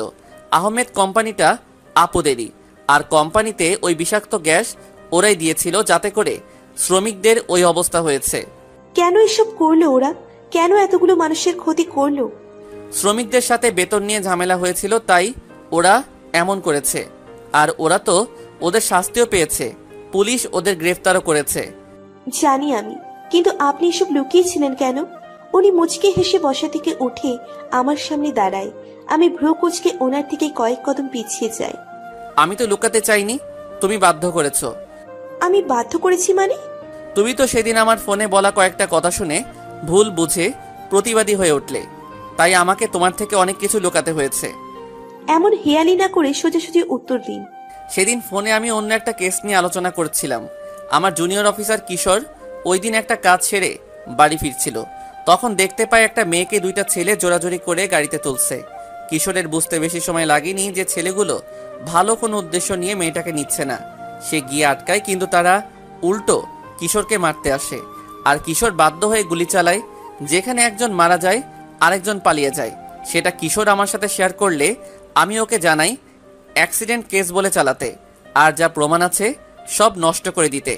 তবে ওই দিন যে বললেন শ্রমিকদের 2 লক্ষ টাকা ক্ষতিপূরণ দিতে? উনি হাসলেন। ওটা তো আমি এমনি বলেছি। ও আচ্ছা, বুঝতে পারছি। আর কোনো প্রশ্ন আছে কি তোমার? আপু আর ভাইয়াকে যে পুলিশ ধরে নিয়ে গেল, তাতে আপনার খারাপ লাগছে না? না, খারাপ লাগছে না। তারা তাদের কর্মফল পেয়েছে। এসব বাদ দিয়ে আর কিছু জানা থাকলে বলো। না, আর কোনো প্রশ্ন নেই। আমি ফ্রেশ হয়ে আসছি। আচ্ছা। আমি একটা শাড়ি নিয়ে ওয়াশরুমে চলে এলাম। ফ্রেশ হয়ে বের হয়ে দেখি উনি খাবার নিয়ে বসে আছেন। আপনি খাবার আনতে গেলেন কেন? আমি তো নিচে গিয়ে খেতে পারতাম। এমনি নিয়ে আসলাম, বসো খাবে। বুঝি না উনি এমন কেন, এই ভালো তো এই খারাপ। আমি সোফায় গিয়ে বসলে উনি আমার সামনে খাবার ধরে। আমি অবাক চোখে ওনার দিকে তাকাই। উনি চোখ দিয়ে ইশারা করে খেতে, কিন্তু আমি এক দৃষ্টিতে ওনার দিকেই তাকিয়ে আছি। এভাবে তাকিয়ে থাকলে পেট ভরবে না। ওনার কথায় থতমত খেয়ে যাই আমি, আর চোখ নামিয়ে খাবারটা খেয়ে নিই। উনি আমাকে খাইয়ে দিচ্ছে আর এক দৃষ্টিতে তাকিয়ে আছে। ওনার চোখে কিছু একটা প্রকাশ করতে চাইছে, কিন্তু সেটা আমি বুঝতে পারছি না। উনি আমাকে খাইয়ে দিয়ে নিচে খেয়ে নেয়। উনি প্লেট নিয়ে উঠতে গেলে আমি আস্তে করে বলে উঠি, সরি। উনি আমার দিকে ভ্রু কুঁচকে তাকায়। আপনাকে ভুল বুঝে অপমান করার জন্য আমি খুবই দুঃখিত, ক্ষমা করে দিবেন প্লিজ। উনি আমার কথার উত্তরে শুধু মুচকি হেসে আমার কপালে আলতো করে চুমু দিয়ে চলে গেলেন। আর হামিম প্লেটগুলো রান্নাঘরে রেখে বাগানে চলে আসে, আর এক মনে নিজের সাথে কথা বলে চলেছে। তোমাকে তো আমি সেই কবেই ক্ষমা করে দিয়েছি। খুব ভালোবাসি তোমাকে আমি, সেই প্রথম দেখাতেই ভালোবেসে ফেলেছিলাম। কিন্তু এতদিন আপুর জন্য তোমাকে কাছে টেনে নিতে পারিনি। তুমি যখন আমার ওই দিনের ফোনে কথা বলা শুনে ভুল বুঝো, সেই ভুলটা আমি সেদিনই ভাঙিয়ে দিতে পারতাম, কিন্তু আমার কাছে উপযুক্ত প্রমাণ ছিল না, তাই তোমার ভুলটাও ভাঙাতে পারিনি। আর সেটাই কাল হয়ে দাঁড়ায় তোমার। আপু যখন জানতে পারে তুমি ওদের বিরুদ্ধে প্রমাণ কালেক্ট করতে চাও, তখন থেকে তোমার ক্ষতি করার চেষ্টা করে চলেছে। তাই তোমাকে প্রমাণ দেওয়ার নাম করে আমার কাছে নিয়ে আসি। এখানে আপু তোমার ক্ষতি করতে পারবে না। তারপরও আপু আর দুলাভাই এখানে এসেছিল, কিন্তু আমি তোমাকে ওদের থেকে দূরে রেখেছি। হয়তো খুব খারাপ আচরণ করেছি, কিন্তু তার পিছনেও কারণ আছে। আমি যদি তোমার সাথে ভালো আচরণ করতাম ওদের সামনে, তবে আপু তোমাকে আমার দুর্বলতা বানিয়ে আমাকে থামিয়ে দিত আমার দায়িত্ব থেকে। এমনটা আপু করতে চেয়েছিল যাতে আমি কেসটা অ্যাক্সিডেন্ট কেস বলে চালাই, কিন্তু আপু পারিনি সেটা করতে। আমার রাগের কাছে হার মেনেছিল তখন। আর তুমি আসার পর তোমাকে আমার দুর্বলতা দেখালে আপু সেটা ব্যবহার করতো, যা আমি চাইনি, তাই এসব করা। কিন্তু শেষ হাসিটা আমিই হাসলাম। আমি তোমাকে সেফ রাখতে পেরেছি, এটাই আমার কাছে অনেক বেশি। আপু আর দুলাভাইয়ের থেকে এখন তোমার কোনো বিপদ নেই, তাই ওদের থেকে দূরে রাখার জন্য তোমার সাথে আর খারাপ আচরণ করতে হবে না আমাকে। এখন থেকে শুধু ভালোবাসবো, বলবো তোমাকে ভালোবাসি।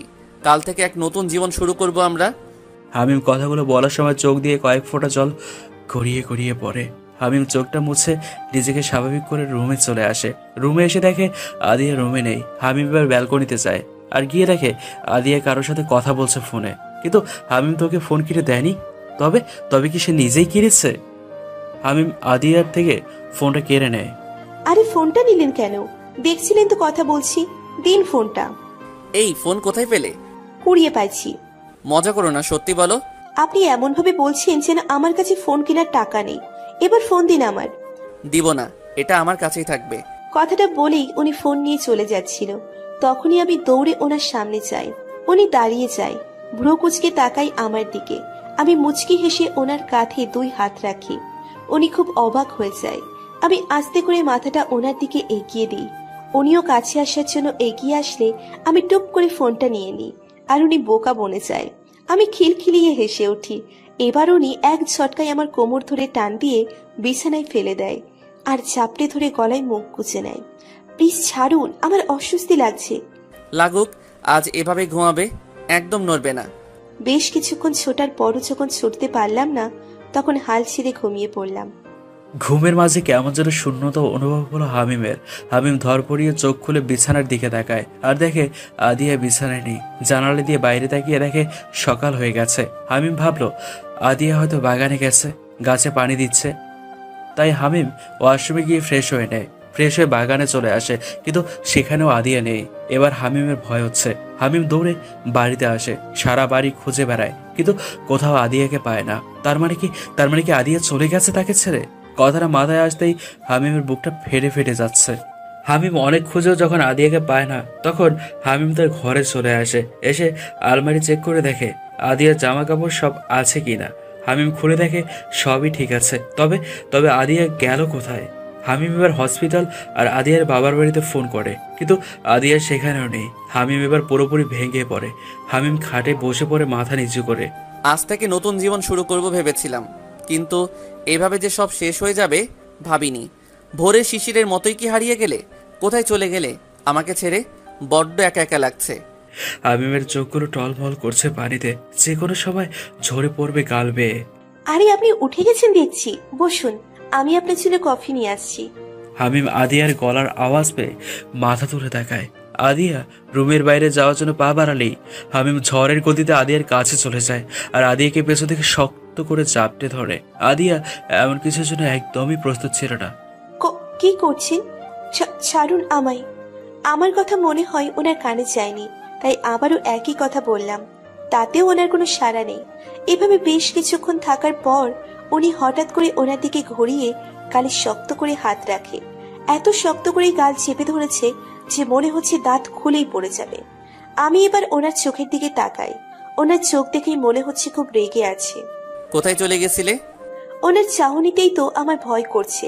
আর এখন যদি বলি কোথায় গেছি তবে তো সারপ্রাইজ দেওয়াই হবে না, আর যদি না বলি তবে তো কাছে চিবিয়ে খাবে যা মনে হচ্ছে। আল্লাহ, আমার গালগুলো শেষ। বলো কোথায় গিয়েছিলে? লাগছে আমার, প্লিজ ছাড়ুন, বলছি আমি। উনি আমার গাল ছেড়ে দেয়। আমি যেন হাঁপ ছেড়ে বাঁচলাম। এবার বলো কোথায় আর কেন গেছিলে? কি বলবো এখন? সকাল সকাল কি মিথ্যে কথা বলবো? একটা কাজ ছিল তাই একটু বাইরে গিয়েছিলাম। আমার কথা শুনে ওনার ভ্রু কুঁচকে আসে। এত সকাল সকাল কি কাজ ছিল তোমার যে আমাকে না বলে বাইরে গিয়েছিলে? ওনার ধমকে আমি কেঁপে উঠি। ব্যাটা ডাইনোসর খালি ধমকাইবে। জীবনটা আমার এই ডাইনোসরের ধমকানিতেই যাইবো। এখন বলবো না, কাল বলবো। তোমাকে এখনই বলতে হবে কোথায় আর কেন গেছো। আমি এখন বলবো না, কাল বলবো তো। কালকের জন্য একটু অপেক্ষা করুন প্লিজ। ওকে। কথাটা বলেই উনি ঘর থেকে বেরিয়ে যায় আর আমি খুশি মনে ওয়াশরুমে চলে যাই একটা শাড়ি নিয়ে। আমি মলির সাথে একটু বাজারে গিয়েছিলাম।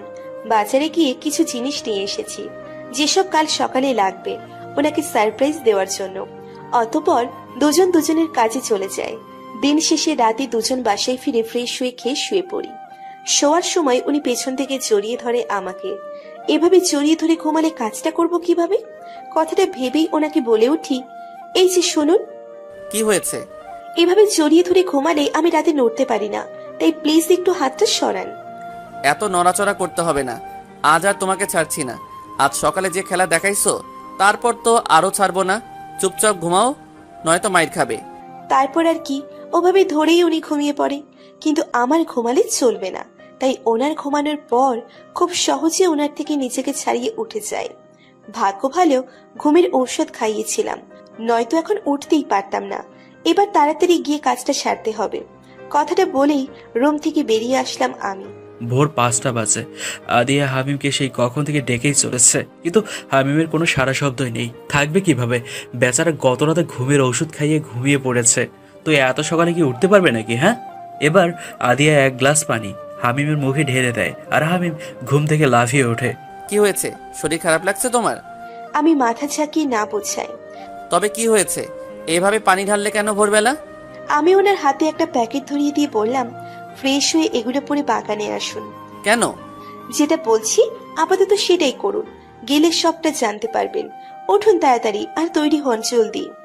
উনি আমার কথা মতো ওয়াশরুমে চলে যায় আর আমি অন্য একটা রুমে গিয়ে শাড়ি পরে বাগানে চলে যাই। বেশ অনেকক্ষণ পর হামিম সাদা রঙের একটা পাঞ্জাবি আর পায়জামা পরে বাগানে চলে আসে। বাগানে পা রাখার সাথে সাথে হামিম চারপাশে তাকিয়ে অবাক হয়ে যায়। বাগানটা খুব সুন্দর করে সাজানো। বাগানের ঠিক মাঝখানে একটা উঁচু জায়গায় আদিয়া সুন্দর একটা শাড়ি পরে দাঁড়িয়ে আছে। হামিম মুচকি এসে সামনে এগোয় আর আদিয়া হামিমকে দেখে ছোটখাটো একটা ক্রাশ খায়। আদিয়ার সামনে হামিম দাঁড়ালে আদিয়া হাত বাড়িয়ে হামিমকে উপরে তুলে নেয়। হামিমকে উপরে ওঠানোর পরপরই আদিয়া হামিমের হাতটা ধরে হাঁটু গেড়ে বসে পড়ে। হামিম অবাক চোখে আদিয়ার দিকে তাকায়। আপনার বাবুর আম্মু হতে চাই, দিবেন কি আমাকে সেই অধিকার? আদিয়ার কথা শুনে হামিম যেন বিশ্বাসই করতে পারছে না। হামিম অবাক দৃষ্টিতে তাকিয়ে রয়েছে আদিয়ার দিকে। আদিয়া আবারও বলে ওঠে, ভালোবাসি আপনাকে। হামিম এবার কোনো কিছু না বলে আদিয়ার সামনে হাঁটু গেড়ে বসে আদিয়াকে শক্ত করে জড়িয়ে ধরে। আদিয়া তার উত্তর পেয়ে গেছে। আদিয়াও হামিমকে জড়িয়ে ধরে। আদিয়া জড়িয়ে ধরলে হামিম আদিয়ার গালে হাত দিয়ে সারা মুখে ভালোবাসার পরশ এঁকে দেয়। আদিয়া চোখ বন্ধ করে হামিমের প্রতিটা স্পর্শ উপভোগ করছে। আমিও খুব খুব খুব বেশি ভালোবাসি তোমাকে। প্লিজ আমাকে কখনো একা করে দিও না, তাহলে আমি নিঃস্ব হয়ে যাব। তোমাকে ছাড়া আমার চলবে না। জানি আমি। পরশু রাতে আপনি বাগানে এসে যা বলেছেন সবটাই শুনেছি আমি। হামিম আদিয়ার দিকে অবাক হয়ে তাকালে আদিয়া বলে ওঠে, হ্যাঁ, আমি সবটা শুনেছি। আর তাই আজ আপনাকে আমার মনের কথা বলার সাহস পেয়েছি। আমিও আপনাকে ভালোবেসে ফেলেছি। আমাদের বিয়ে হওয়ার পরই ভালোবেসে ফেলি আপনাকে, কিন্তু ভয় বলতে পারিনি কখনো। আর কাল আপনার কথা শুনে আমি সাহস পেয়েই আজ মনের কথা বলে ফেললাম। উনি আবারও আমাকে শক্ত করে জড়িয়ে ধরে। এভাবে কিছুক্ষণ থাকার পর হামিম আমাকে ছেড়ে কোলে তুলে নেয়। আমি ওনার গলা জড়িয়ে ধরি। উনি আমাকে দোলনায় বসিয়ে আমার কোলে মাথা রেখে শুয়ে পড়ে। চুলে একটু হাত বুলিয়ে দাও না। আমি মুচকি হেসে ওনার চুলে হাত বুলিয়ে দিচ্ছি, আর উনি এক দৃষ্টিতে আমার দিকে তাকিয়ে আছে। আজকের এই ভোর আমার জীবনের বেস্ট একটা মুহূর্ত। কখনো ভুলবো না আজকের কথা আমি। ইস, সময়টা যদি এখানে থেমে যেত কতই না ভালো হতো। আমি ওনার কথায় শুধু মুচকি হাসছি।